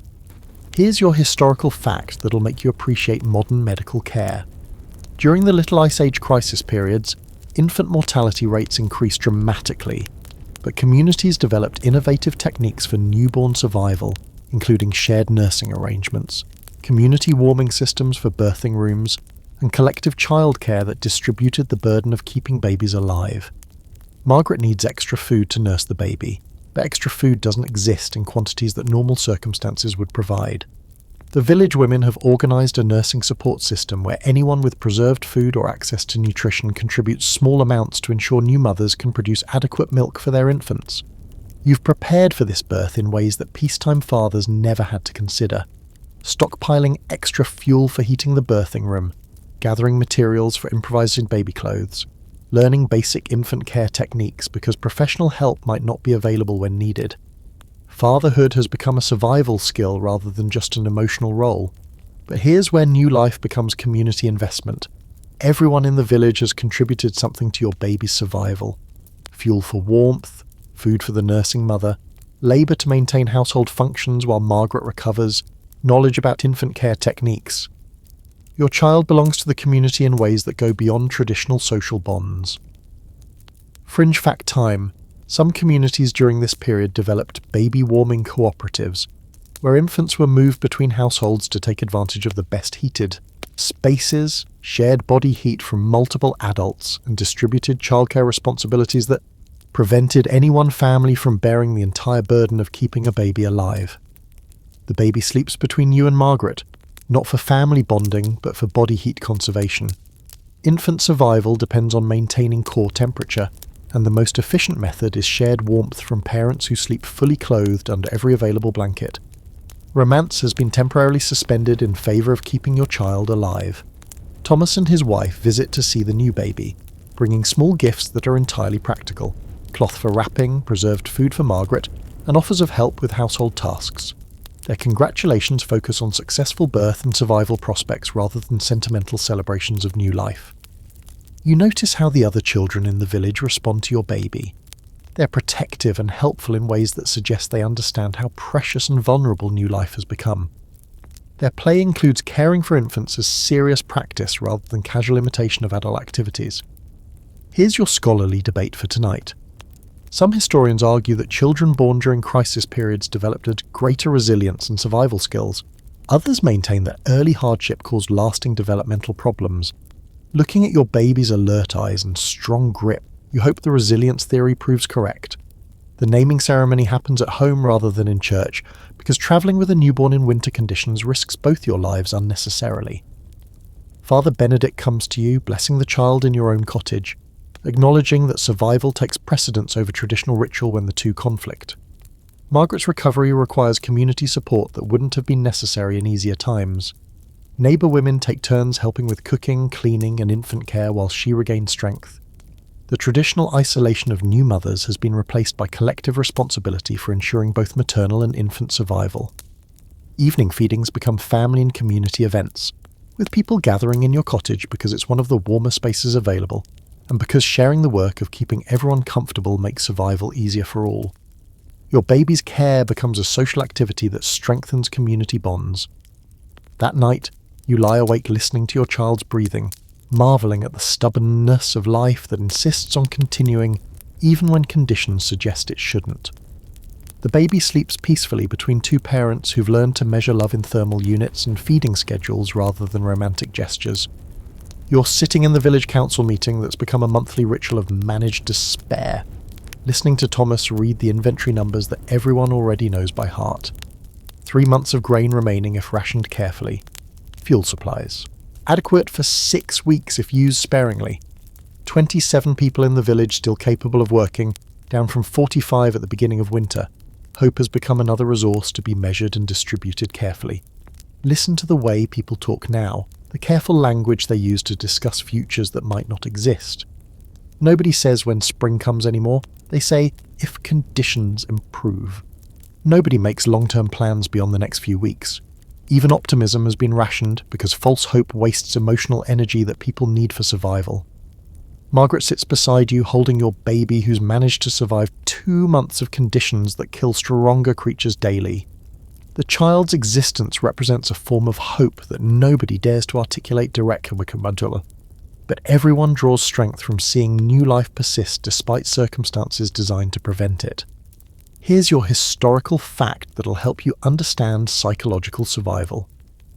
During extended crisis periods of the Little Ice Age, communities developed formal systems for managing morale, including rotating leadership roles to prevent burnout, scheduled community gatherings to maintain social bonds, and explicit policies about discussing future prospects to prevent despair from becoming contagious. The conversation turns to spring planning, but spring planning now means contingency strategies rather than confident preparations. If the cold breaks early, you'll plant in March. If it continues, you'll delay until April. If it doesn't break at all, you'll focus on foraging and preservation techniques that might carry the community through another year of winter. Thomas has become the unofficial coordinator of hope management, not because anyone appointed him, but because he's good at presenting realistic assessments without destroying the morale people need to keep trying. His reports balance honesty about conditions with reminders about successful adaptations and survival strategies that are working. But here's where psychological survival gets complicated. You need hope to maintain the energy required for daily survival tasks, but you also need realistic assessment of conditions to make good decisions about resource allocation. The balance between optimism and realism has become a survival skill that nobody taught you, but everyone has to learn.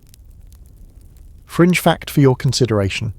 Some villages during this period appointed official hope keepers, people whose job was to maintain community morale by remembering and sharing stories about successful survival, previous recoveries from hardship, and evidence that conditions could improve.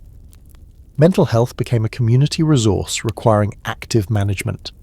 You find yourself participating in hope rationing by limiting discussions about how bad things might get while encouraging conversations about small improvements and successful adaptations. Everyone's become a morale officer for everyone else, carefully, managing the psychological resources that keep the community functional. The children require special attention to hope management because their survival depends on adults maintaining enough optimism to continue caring for them properly.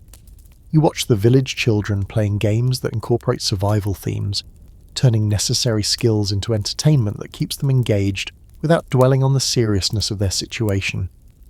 Margaret shares news from her conversations with other mothers, carefully edited to include encouraging information while omitting details that might increase anxiety. The women have developed an informal network for psychological support that operates alongside their practical cooperation in childcare and resource management. Here's your debate among psychologists and historians who study crisis survival. Some argue that managed hope was essential for community survival during extended hardships. Others maintain that realistic pessimism prepared people better for continuing difficulties. Sitting here trying to balance honesty with encouragement, you think both approaches might be necessary simultaneously. Evening brings its usual challenges, but now you face them with communal support for maintaining the psychological resources needed to continue trying. The village has learned to treat morale as seriously as food supplies, understanding that despair can kill as efficiently as starvation.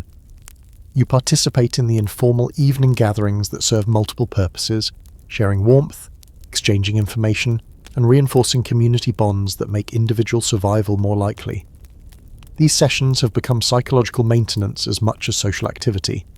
That night, you fall asleep thinking about hope as a finite resource that requires careful management, about optimism as a survival tool rather than a luxury, and about communities that understand the difference between false encouragement and realistic determination. You're standing beside the bed where old William is dying, and everyone knows he's dying, including William himself, but death has become so common that it's lost its power to shock while somehow becoming more meaningful than it used to be. William's final days are being managed by a community that's learned to make dying as comfortable as possible when comfort is the scarcest resource available. Listen to the way William talks about his approaching death, with acceptance that would have seemed impossible in easier times. He's not fighting the inevitable or denying the obvious. He's using his remaining energy to share knowledge about survival techniques, pass along information about food storage, and offer encouragement to people who will continue living after he's gone. The vigil beside his bed is attended by people who take turns not just for emotional support, but because body heat from multiple people makes William's final hours warmer and more comfortable. Death has become a community activity that serves practical as well as spiritual purposes, bringing people together in ways that strengthen bonds among the survivors. Here's your historical fact that'll change how you think about death in crisis periods. During the Little Ice Age famines, mortality rates increased dramatically, but communities developed elaborate support systems for managing death that included resource reallocation protocols, knowledge transfer rituals, and psychological preparation techniques that helped both dying individuals and survivors cope with frequent loss. Margaret sits with William's wife, helping her prepare for widowhood in conditions where single women face survival challenges that might be insurmountable. The community has developed systems for supporting survivors that go beyond emotional comfort to include practical assistance with housing, food access, and protection from vulnerability that isolation might create. William uses his final conversations to pass along information that might help others survive. He describes the location of food caches he's hidden, shares observations about weather patterns, and offers advice about resource conservation techniques that experience has taught him. His dying becomes an act of service to the community, but here's where death becomes both more natural and more profound. People are dying from conditions that could be prevented if resources were available, but everyone understands that resource allocation requires impossible choices. William's death isn't tragic in the classical sense. It's part of a survival calculus that everyone accepts even while grieving the necessity. Fringe fact time.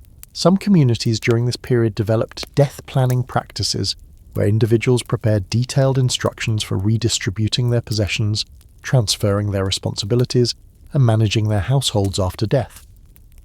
These weren't morbid obsessions, but practical preparations for contingencies that had become statistically likely. The ritual around William's approaching death has been simplified to focus on essential elements rather than elaborate ceremony. People share memories, offer comfort, and maintain warmth and companionship, but without the extended mourning practices that would consume resources needed for continuing survival. Even grief has been rationalized. You notice how the children participate in William's dying process, not shielded from death, but included in ways that help them understand it as natural rather than terrifying. They bring him small gifts from their own meagre resources, sit quietly during his lucid moments, and learn that death can be faced with dignity, even under difficult conditions. Father Benedict provides spiritual comfort when he's available, but the community has learned to manage death without depending entirely on formal religious support. People offer prayers, share readings, and provide spiritual encouragement as part of their collective caregiving rather than delegating all religious responsibility to clerical authority. Here's your scholarly debate for tonight. Some historians argue that frequent exposure to death during crisis periods made communities more accepting of mortality and less afraid of natural processes. Others maintain that constant loss created psychological trauma that affected survivors for generations. Watching William die peacefully surrounded by caring neighbours, you see evidence for both perspectives. Evening brings William's final hours, and the community gathers to provide companionship that makes his dying less isolated and more connected to ongoing life. People tell stories, sing quietly, and maintain the warmth and light that make his transition as comfortable as limited resources allow. You take your turn sitting with William as he breathes slowly and irregularly, occasionally opening his eyes to acknowledge your presence, sometimes speaking briefly about practical matters he wants to ensure are handled properly. His consciousness comes and goes, but when present, it's focused on service rather than self-pity. That night, William dies quietly while the village maintains its vigil, and his death feels both sad and somehow appropriate. A completion rather than a tragedy. An ending that makes sense within the context of a community learning to manage mortality as part of survival strategy.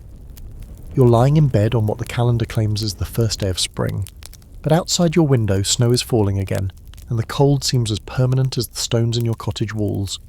You close your eyes and try to remember what warmth felt like, what it was like to walk outside without multiple layers of clothing, what summer air tasted like when it didn't bite your lungs with every breath. Listen to the conversations happening in the village now, the way people talk about spring not as an expectation but as a theoretical concept that it might not apply anymore. Nobody says spring will come with confidence. They say maybe spring will be different this year, with the careful hope of people who've learned not to count on natural cycles that seem to have stopped working.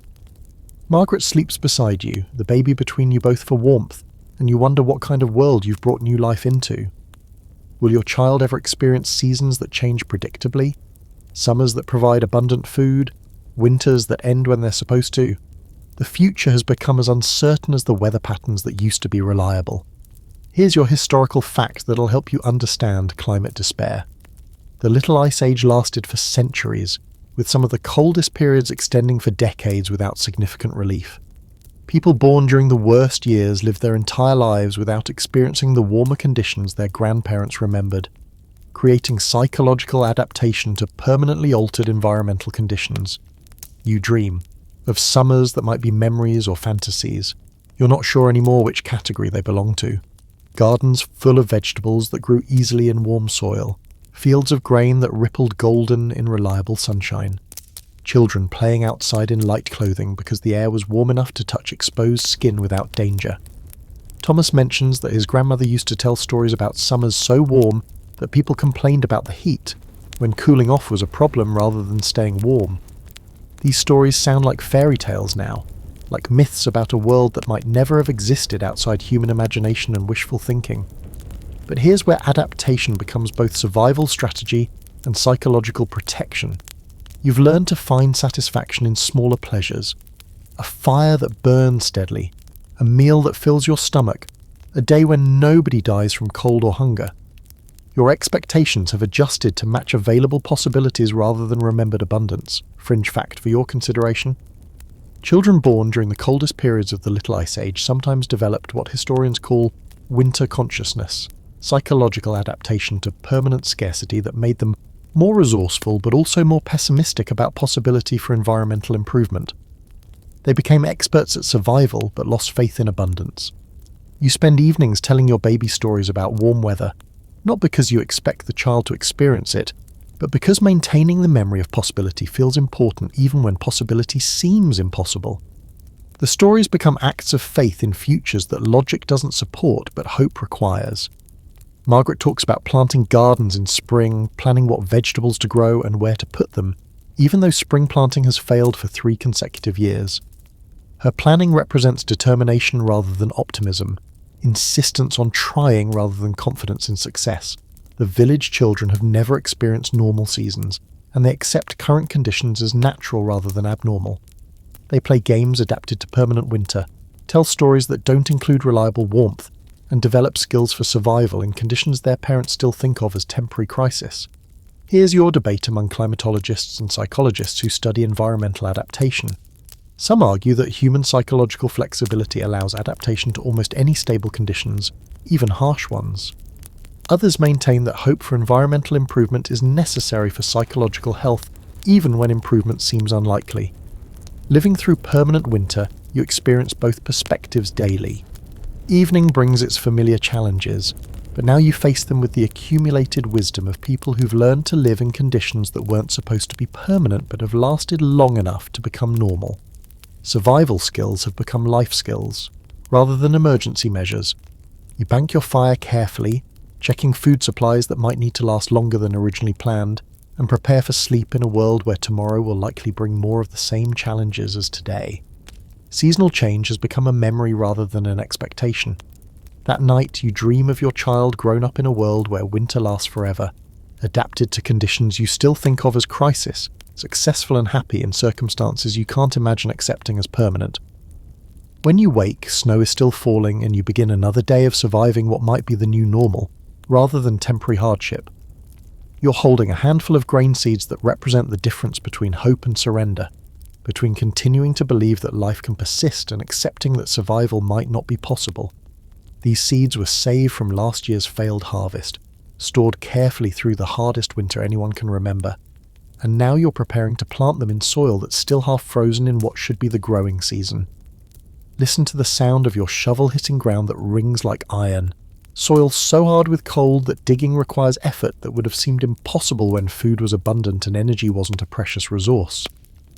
Every stroke of the shovel represents faith in futures that current evidence doesn't support.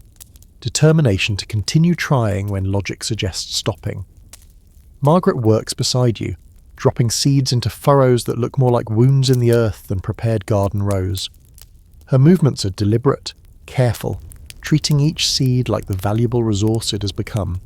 You're not just planting vegetables, you're gambling with the survival resources of your entire family on the possibility that this year might be different. Here's your historical fact that'll make you understand agricultural stubbornness. During the worst years of the Little Ice Age, farmers continued planting crops even when several consecutive seasons had failed. Not from blind optimism, but from understanding that giving up on agriculture meant accepting death by starvation. Planting became an act of defiance against impossible conditions. Thomas appears with his own saved seeds and hoes and tools for ground preparation, and together you work on expanding the planted area beyond what any single family could manage alone. Community farming has become standard practice, not for efficiency but for survival, pooling seed resources, sharing labour and distributing both the work and the risk of crop failure across multiple families. The children help with planting not because their labour is particularly efficient, but because involving them in agricultural work maintains the knowledge and skills they'll need if they survive to adulthood. They are learning to farm under conditions that would have been considered impossible by previous generations, adapting techniques to circumstances their grandparents couldn't have imagined. But here's where hope becomes practical rather than sentimental. You're not planting because you're confident the crops will succeed, but because not planting guarantees failure while planting preserves the possibility of success. The mathematics of survival require trying even when trying seems futile. Fringe fact time. Some communities during this period developed emergency agriculture techniques including indoor growing systems, cold-resistant crop varieties, and extended growing seasons that pushed planting and harvesting into weather conditions previously considered unsuitable. Innovation emerged from desperation rather than leisure experimentation. You notice how the act of planting changes everyone's psychological state not because it provides immediate relief, but because it represents engagement with the future rather than just endurance of the present. Working with seeds and soil reconnects people to cycles of growth and renewal that seem to have stopped functioning but might still be possible. Margaret plants herbs alongside vegetables, focusing on varieties that can provide both nutrition and medicine, understanding that in a world where professional medical care is unavailable, plants that can treat illness become as important as those that provide food. Every square foot of garden space has to serve multiple survival functions. The evening planning sessions focus on crop rotation, soil improvement, and pest management strategies that assume this year's planting is the beginning of a long-term agricultural program rather than a desperate gamble. Hope requires planning as if success is possible even when success seems unlikely. Here's your scholarly debate for tonight. Some historians argue that agricultural persistence during the Little Ice Age led to important innovations in cold weather farming that improved food security for future generations. Others maintain that continued planting represented irrational hope that wasted limited resources. Working soil that barely resembles dirt, you understand both perspectives without choosing between them. You carry water for the newly planted seeds, melting ice and snow to provide moisture for germination, understanding that even this basic requirement represents significant energy expenditure in conditions where fuel is precious. Every aspect of growing food has become labour-intensive in ways that peacetime agriculture never required. That night you dream of gardens full of healthy plants, harvests that provide abundance rather than subsistence, seasons that support growth rather than merely survival. When you wake, you check on your planted seeds with the mixture of hope and realism that has become standard emotional equipment for people learning to live with uncertainty.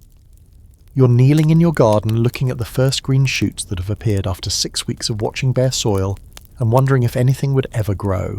Again, the plants are tiny, fragile, barely visible unless you know exactly where to look, but they're alive and growing despite conditions that seem designed to prevent any form of life from flourishing. Listen to the sound Margaret makes when she discovers the first sprouted seeds. Not quite a laugh, not quite a sob, but something between relief and disbelief that suggests her emotional investment in these small plants has been more complete than she was willing to admit. The emergence of growth from dormant seeds feels like resurrection in a world that's been focused on death and ending. Thomas arrives to check on his own garden plot, and when you point out your first successful sprouts, his reaction is immediate and unguarded joy. He calls to his wife, who comes running, and soon there's a small crowd gathered around tiny plants that would have been unremarkable in normal times, but represent profound victory over impossible circumstances. Here's your historical fact that'll help you understand psychological recovery during crisis periods. Small successes during extended hardships have disproportionate impact on community morale because they provide evidence that positive change is still possible. The appearance of growing plants after agricultural failure can trigger optimism that affects survival behaviour across entire communities. You spend the morning protecting your vulnerable sprouts from late frost, covering them with cloth scraps and building small barriers to trap whatever warmth the weak sunshine provides. The care these plants require is labour-intensive and resource-consuming, but the psychological return on investment makes the effort feel worthwhile, even when practical benefits remain uncertain.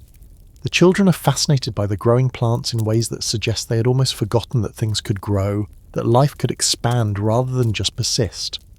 They ask questions about how plants work, when vegetables will be ready to eat, whether this means conditions are improving. Their curiosity represents hope for the future that goes beyond immediate survival. But here's where small victories become foundation for larger possibilities. Success with a few plants encourages experimentation with additional varieties, expansion of planted areas, and investment in agricultural techniques that would have seemed pointless when nothing was growing. Tiny successes create momentum for bigger efforts. Fringe fact for your consideration. Communities that achieved even limited agricultural success during Little Ice Age famines often experienced significant improvements in overall survival rates, not just from increased food production, but from psychological benefits that affected everything from work motivation to disease resistance. Hope had measurable survival value. You notice changes in village conversations now that some crops are showing signs of success. People talk more about future plans, spend more time on activities that assume continuance rather than just endurance, and invest energy in projects that will provide benefits only if the community continues to exist. Small agricultural victories have restored belief in persistence. Margaret begins expanding her herb garden, adding varieties that will take longer to mature, but provide better nutrition and medicine if they succeed. Her willingness to plant slow-growing crops represents confidence in survival that wouldn't have been rational a few months ago, but feels justified by current evidence of growing success. Evening work in the garden becomes community activity as families help each other with plant care, sharing techniques for protecting vulnerable growth, pooling resources for soil improvement, and collectively celebrating each small sign of agricultural progress. Success has become collaborative rather than competitive. Here's your debate among agricultural historians and psychologists. Some argue that small successes during crisis periods are more psychologically important than objectively significant. Others maintain that any positive progress during extreme hardship has practical value regardless of scale. Watching your neighbours smile at tiny plant sprouts, you think both perspectives underestimate the power of hope made visible. You carry precious water to your growing plants, checking for signs of pest damage, adjusting protective coverings, and monitoring growth with attention that would have seemed obsessive in times of abundance, but feels appropriate when each plant represents significant investment and potential return on survival strategy. That night you fall asleep thinking about green things growing in cold soil, about life's determination to continue despite conditions that seem hostile to existence, about small miracles that provide foundation for believing. Bigger miracles might be possible. You're sitting around the evening fire with your neighbours, and someone, you can't even remember who, makes a joke about the absurdity of eating tree bark bread, and suddenly everyone is laughing. Not bitter, survival-focused laughter, but genuine amusement that feels like a luxury you'd forgotten you could afford. The sound of community laughter echoes off the cottage walls like music you hadn't heard in months. Listen to the way people sound when they're not just enduring, but actually enjoying moments of their lives again. Conversations include a humour, teasing, storytelling that's meant to entertain rather than just share survival information. The emotional atmosphere has shifted from grim determination to something that includes pleasure, hope, and the possibility that life might become worth living rather than just worth preserving. Margaret laughs until tears run down her cheeks, and you realise you haven't seen her cry from happiness since before the cold began. The baby, responding to the adult's emotional state, makes sounds that might be primitive attempts at laughter, and the combination of infant joy and community amusement creates moments that feel genuinely celebratory rather than desperately optimistic. Here's your historical fact that'll help you understand psychological recovery. Research on communities surviving extended crises shows that the return of humour and spontaneous joy are reliable indicators of psychological resilience and community stability. Laughter represents emotional resources that go beyond mere survival, suggesting capacity for growth rather than just persistence. Thomas tells a story about his attempts to make soup from questionable mushrooms, describing his wife's reaction when she discovered what he'd been feeding the family. And his narrative includes dramatic gestures and vocal imitations that turn survival experiences into entertainment. The ability to find humour in hardship suggests emotional distance from crisis that indicates recovery. The children respond to adult laughter by becoming more playful themselves, developing games that incorporate survival skills but emphasise fun rather than necessity. They chase each other between the garden plots, play elaborate games of pretend that include abundance rather than just scarcity, and sing songs that celebrate small successes rather than merely endure ongoing challenges. But here's where laughter becomes both healing and dangerous. Enjoying life again makes you emotionally vulnerable to disappointment if conditions worsen, but it also provides motivation for continued survival that goes beyond bare persistence. The capacity for joy gives you reasons to live that extend beyond avoiding death. Fringe fact time: some communities during recovery periods from Little Ice Age hardships developed elaborate celebration traditions around small victories, harvest festivals for tiny crops, festivals of warmth when fuel supplies were adequate, even humour competitions that turned survival stories into community entertainment. Joy became actively cultivated rather than passively experienced. You find yourself making jokes about your own survival experiences, turning your struggles with fire starting, food preparation, and cold management into stories that emphasise the ridiculous aspects of learning skills you never expected to need. Humour provides perspective that makes hardship manageable rather than overwhelming. Margaret contributes her own stories about the challenges of new motherhood under survival conditions, describing the absurdity of trying to maintain infant care while managing household survival tasks, and her accounts include observations about the gap between theoretical parenting knowledge and practical reality that make everyone laugh with recognition. Evening conversations now include topics beyond immediate survival, speculation about what recovered communities might look like, dreams about improved conditions, even gossip and social observations that don't relate directly to staying alive. Mental space for non-essential thinking suggests emotional resources that extend beyond crisis management. Here's your scholarly debate for tonight. Some psychologists argue that premature optimism during ongoing crises can lead to dangerous relaxation of survival vigilance. Others maintain that hope and joy are necessary for long-term survival, because despair eventually undermines practical survival behaviour. Listening to your neighbours laugh, you think both perspectives might apply to different people at different times. The fire burns warmer tonight, not because you have more fuel, but because shared laughter creates psychological warmth that makes physical cold more tolerable. Community joy serves practical survival functions while also providing intrinsic value that makes survival seem worthwhile rather than just possible. You participate in group storytelling that transforms survival experiences into shared narrative, turning individual hardships into community history that emphasizes resilience, adaptability, and collaborative success rather than focusing on loss, fear, and individual struggle. Collective memory is being reconstructed around hope rather than trauma. That night, you fall asleep to the sound of Margaret humming quietly while the baby sleeps peacefully between you, and for the first time in months, you're not thinking about tomorrow's survival challenges, but about the possibility that tomorrow might include moments of genuine happiness alongside necessary work. You're watching your 3-year-old child play in what passes for sunshine during this perpetual winter, and you realise with a shock that this small person has no memory of true warmth, no concept of seasons that change predictably, no experience with abundance that earlier generations considered normal. Your child is perfectly adapted to conditions you still think of as crisis, and that adaptation represents both survival success and profound loss. Listen to the way your child talks about the world, describing warm days when the temperature rises above freezing and calling slight temperature variations seasons, with the confident vocabulary of someone who's learned to make fine distinctions within a narrow range of harsh conditions. This vocabulary represents expertise you never wanted anyone to need. Margaret points out how all the children in the village have developed skills that would have been considered adult responsibilities in easier times.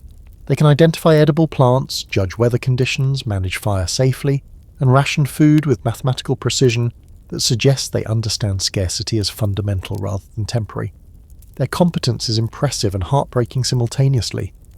Here's your historical fact that'll change how you think about childhood development. Children who grew up during the coldest periods of the Little Ice Age often developed enhanced survival skills, greater resilience, and more practical knowledge than previous generations. But they also had limited experience with abundance, leisure, or conditions that supported purely recreational activities. They became experts at survival, but strangers to plenty. Thomas's children demonstrate games that incorporate survival skills as entertainment, competitions to see who can start fires fastest, elaborate play scenarios involving food rationing and resource management, imaginative stories about magical creatures who control weather and food supplies. Their play reflects their reality in ways that adult play never had to. You notice that your child treats adults as collaborators rather than authorities, understanding from experience that survival requires everyone's contribution regardless of age. The hierarchical relationships between adults and children that characterize peacetime families have been replaced by partnerships where competence matters more than age. But here's where adaptation becomes complex psychological territory. These children are incredibly capable within their harsh environment, but they may struggle to adapt if conditions improve and different skills become valuable. They're being shaped by circumstances that you hope will change, but that are currently their entire reality. Fringe fact for your consideration. Some historical records suggest that children raised during extreme conditions of the Little Ice Age maintained enhanced survival instincts and resource conservation habits throughout their lives, even when abundance became available again. Crisis childhood created permanent psychological adaptations that persisted long after crisis conditions ended. Your child has never experienced the kind of carefree play that characterized your own childhood. Running through warm fields, swimming in unfrozen water, playing games that served no survival function. The concept of leisure activity might be completely foreign to children who've learned that every action should contribute to staying alive. Margaret teaches your child songs that incorporate practical information about weather prediction, food identification, and safety procedures, rather than the purely entertaining songs that previous generations learned. Even artistic expression has been adapted to serve survival education rather than just provide beauty or fun. Evening storytelling has evolved to include tales that prepare children for adult responsibilities they may need to assume earlier than normal development would suggest. Stories emphasize resourcefulness, cooperation, and practical problem-solving rather than fantasy adventures or romantic narratives that don't relate to current survival needs. Here's your debate among developmental psychologists and historians.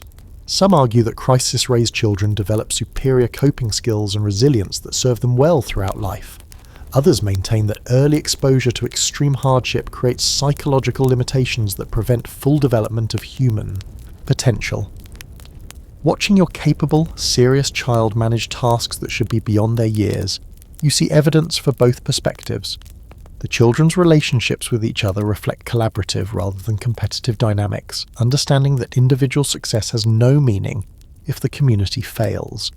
They share resources automatically, work together without adult supervision, and include younger children in activities that help them develop necessary skills. You realize that your child will likely become an adult who understands resource management, weather prediction, food production, and community cooperation with expertise that most people never develop. But they may also be someone who struggles to understand luxury, leisure, or individual fulfillment that doesn't relate directly to survival. That night, you watch your child sleep peacefully in conditions that would have terrified the child you once were, and you marvel at human adaptability while grieving for experiences your child may never have. True seasons, abundant food, the security that allows for purely recreational activities and dreams that extend beyond basic survival. You're participating in what the village now calls a council meeting, but this democratic assembly would have been impossible under the old social system, where decisions were made by hereditary authority rather than collective wisdom. The rules governing your community have been rewritten by necessity, creating a society that operates on principles of contribution, cooperation, and shared responsibility rather than inherited privilege or accumulated wealth. Listen to the way decisions are made now, with everyone contributing relevant information, debating alternatives based on practical experience, and reaching consensus through processes that emphasize community survival over individual advantage. The political transformation has been so complete that children growing up now will consider democratic participation normal rather than revolutionary. Margaret serves as coordinator for childcare arrangements, not because anyone appointed her, but because she's proven effective at organising collaborative parenting that ensures all children receive adequate attention and education. Leadership roles are distributed based on competence and community trust rather than gender, age, or social status. Here's your historical fact that'll help you understand social evolution during crisis periods. Many democratic innovations that historians attribute to later political movements actually emerged during the survival necessities of the Little Ice Age, when traditional authority structures proved inadequate for managing complex survival challenges that required community-wide cooperation and expertise sharing. Thomas has become the village coordinator for resource allocation, developing systems for distributing food, fuel and tools based on need rather than ability to pay. His accounting methods ensure fairness while preventing waste, creating economic principles that prioritize community survival over individual accumulation of wealth. The children participate in governance discussions when issues affect them directly, contributing observations about foraging opportunities, reporting on community needs they've identified, and proposing solutions based on their unique perspective as the most adaptable members of society. Their voices matter because their insights contribute to collective survival. But here's where new social rules get tested by old human problems. People still have conflicts, disagreements, and competing interests, but the resolution methods have shifted from authority-based decision-making to mediation processes that emphasize community cohesion over individual victory. Harmony has become a survival necessity rather than just a social preference. Fringe fact time. Some communities that developed cooperative governance during Little Ice Age crises maintained democratic decision-making processes long after conditions improved, creating political traditions that influenced regional governance for generations. Crisis democracy sometimes proved more durable than peacetime authoritarianism. You notice that property concepts have been redefined around use rather than ownership, with resources flowing to whoever can employ them most effectively for community benefit, rather than being hoarded by individuals who might not have immediate need. Wealth has been reconceptualized as community resource rather than personal accumulation. Evening discussions include planning for education systems that will prepare children for the world they're actually growing up in rather than the world adults remember from their own childhood. Curriculum focuses on practical skills, community cooperation, and adaptive problem-solving rather than traditional subjects that may not relate to survival reality. The dispute resolution methods that have evolved emphasize restoration over punishment, understanding that community survival depends on maintaining everyone's capacity to contribute rather than excluding or penalizing people whose behavior creates problems. Social control operates through inclusion rather than enforcement. Here's your scholarly debate for tonight. Some political theorists argue that crisis-driven democracy represents authentic human governance that emerges when artificial hierarchies are stripped away. Others maintain that emergency governance lacks the stability and complexity needed for sophisticated society. Living in a community that makes decisions collectively while managing life and death challenges, you experience both the power and limitations of grassroots democracy. You participate in developing work rotation systems that ensure everyone contributes according to their ability while preventing burnout or exploitation. Labour organisation has become completely cooperative, with individual advancement measured by community, contribution rather than personal achievement that might disadvantage others. Margaret contributes to discussions about conflict resolution protocols that address disputes through community mediation rather than authority-based judgment, understanding that maintaining social cohesion requires methods that help people work together rather than determining winners and losers in competitive processes. That night you reflect on the society you're helping to create, more democratic, more cooperative, more focused on collective survival than individual advancement, but also more constrained by practical necessities and less tolerant of activities that don't contribute to community welfare. The new world has both gains and losses compared to what came before. You wake up to a sound you'd almost forgotten existed, water running. Not the careful drip of melting ice that you harvest for drinking, but actual flowing water, stream sound. The musical noise of liquid moving freely through the landscape. You dress quickly and step outside to discover that the river has begun to flow again. Not fully, but enough to suggest that something fundamental might be changing. Listen to the way the sound affects everyone in the village. People emerge from their cottages with expressions of cautious wonder, as if they're afraid to believe what they're hearing. Children run toward the river to investigate, while adults follow more slowly, protecting themselves against disappointment by managing their expectations carefully. Margaret joins you at the riverbank, where you stand watching water move over stones that have been frozen solid for longer than your child has been alive. The sound is so beautiful it makes you want to cry, not from sadness, but from the overwhelming possibility that the world might remember how to be alive again. Here's your historical fact that'll help you understand climate recovery. The Little Ice Age didn't end suddenly, but through gradual changes that included temporary warming periods followed by renewed cold, creating cycles of hope and disappointment that tested communities' psychological resilience as much as their physical survival capabilities. Thomas arrives carrying his young son, who has never seen flowing water, and stares at the stream with fascination mixed with uncertainty. For children born during the coldest years, running water represents something beyond their experience, and their wonder reminds adults how much of the natural world has been absent from normal life.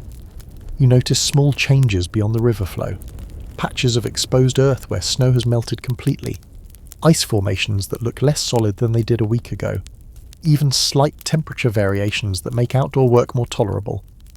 The changes are modest, but after years of static conditions, any variation feels significant. But here's where hope has to be balanced with realism. Previous warming periods during the extended cold cycle have been followed by renewed harsh conditions that made recovery efforts seem foolish in retrospect. The community has learned to appreciate improvements without depending entirely on them continuing. Fringe fact for your consideration. Climate records from the Little Ice Age show that recovery occurred through irregular cycles that included false springs, temporary warmings followed by renewed cold, and gradual improvements interrupted by severe setbacks. Communities learn to prepare for both improvement and deterioration simultaneously. Your child throws stones into the flowing water with delight, creating splashes and ripples that demonstrate liquid behavior they have never been able to observe before. Their joy is infectious, but you notice that even while playing, they automatically collect stones that might be useful for other purposes. Survival thinking has become permanent habit. Margaret begins planning expanded garden spaces, not because she's confident conditions will support larger crops, but because flowing water creates possibilities that weren't available when everything was frozen solid. Her plans include contingencies for both continued improvement and renewed deterioration. Evening conversations include speculation about whether this represents permanent change or temporary variation, whether to invest significant resources in activities that assume continued improvement, and how to balance hope for recovery with preparation for renewed hardship. Decision-making has become permanently complex. Here's your debate among climatologists and historians who study recovery periods. Some argue that gradual climate improvement allows better adaptation than sudden change, because communities can adjust slowly to new conditions. Others maintain that slow recovery creates false hopes that make renewed hardship more devastating. Listening to water flow while planning survival strategies, you understand both perspectives. You spend time simply enjoying the sound of running water, allowing yourself to feel pleasure in natural beauty that doesn't serve immediate survival functions, rediscovering the capacity for appreciation that goes beyond practical utility. The return of aesthetic enjoyment suggests psychological recovery alongside environmental change. That night you fall asleep to sounds that include flowing water alongside the familiar wind, and you dream of springs that arrive on schedule, rivers that flow reliably, seasons that change in ways that support life rather than challenge it. When you wake, water is still flowing, and you begin another day that includes possibility alongside necessity. You're standing in the same spot where you first felt the bite of endless winter. But now it's 5 years later, and the world has remembered how to change seasons properly. Your child, now old enough to walk confidently and speak in complete sentences, has finally experienced a summer warm enough for swimming, a harvest abundant enough for celebration, a winter that ends when it's supposed to. Listen to the way your child describes the warm months, with vocabulary that includes words like hot and sweaty and concepts like too much sun. They're building memories of abundance that will balance their early experiences of scarcity, creating psychological resources that include both survival skills and capacity for joy. Margaret stands beside you, older and changed by the years that tested every assumption about how life should work, but also stronger and more capable than she ever imagined possible. She tends gardens that produce surplus rather than subsistence, manages household resources that include genuine choices rather than desperate necessities. The village has kept many of the social innovations that emerged during crisis years. Democratic decision-making continues because it proved more effective than hierarchical authority for managing complex community challenges. Resource sharing remains standard practice because cooperation created stronger outcomes than competition. Your child plays with other children who remember the hard years, but also know that conditions can improve, that survival skills are valuable but not the only important capabilities, that community cooperation makes both crisis and abundance more manageable. They're growing up with psychological tools for handling uncertainty that earlier generations never developed. Thomas has become the village's unofficial historian, documenting the survival techniques, social innovations, and adaptive strategies that emerged during the crisis years. His records ensure that future generations will have access to knowledge about managing extreme conditions, while also understanding that such conditions don't have to be permanent. But here's what you've learned about human resilience. Survival is possible under conditions that seem impossible. Adaptation can happen faster than anyone expects, and communities can develop solutions to problems they never imagined facing. The crisis years proved that ordinary people possess extraordinary capabilities when circumstances require their use. The improved conditions haven't erased the changes crisis created. People still conserve resources more carefully, still share more generously, still make decisions more collectively than they did before learning how much they needed each other. Some adaptations prove valuable even when they're no longer necessary for survival. Your child will grow up understanding both scarcity and abundance, both individual capability and community interdependence, both the fragility and the resilience of human societies. The crisis years provided education about possibility that peacetime never could have delivered.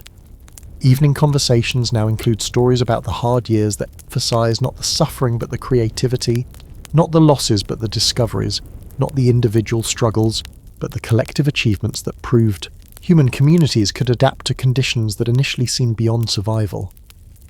That night, you fall asleep in a house that's warm enough for comfort, with food stores adequate for security, surrounded by a community that learned how to care for each other during impossible times and chose to continue that care when it was no longer a matter of survival but simply a better way to live.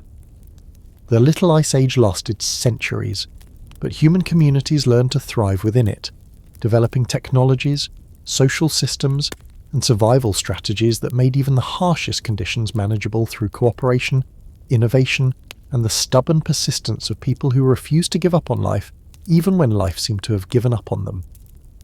Your child will carry forward both the knowledge and the hope, understanding that humans can survive almost anything when they work together, that the world can change in ways that seem impossible, and that communities built on mutual support prove stronger than societies based on individual competition, whether conditions are harsh or gentle.